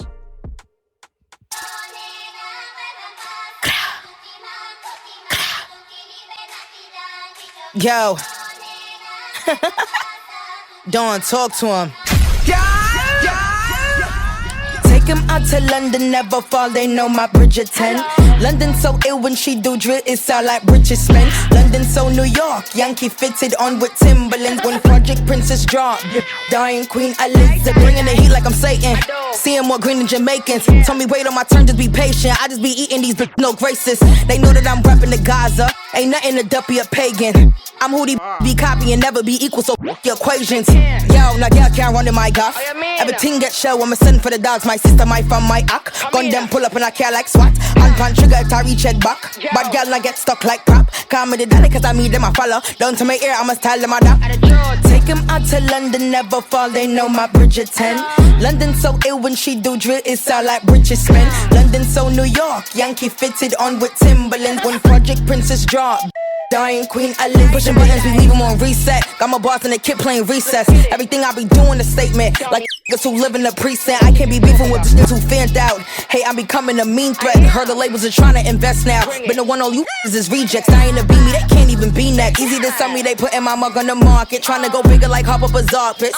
Trading these lips like valet. Gotta wait for the push and park them. Been in walls on my name, now they throwing a ticket like auctions. They still couldn't top me regardless. Bye, bye, bye. Take him out to London, never fall, they know my Bridgerton. London so ill when she do drill, it sound like Bridgesman. London so New York, Yankee fitted on with Timberlands. When Project Princess drop, dying Queen Elizabeth.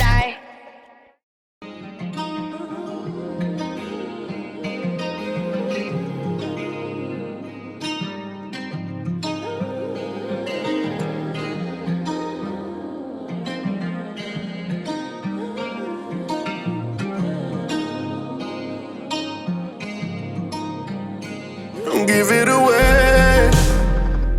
Don't call it selfish, cause I want you to myself. Don't give it away. You know I'm right here, you don't need nobody else.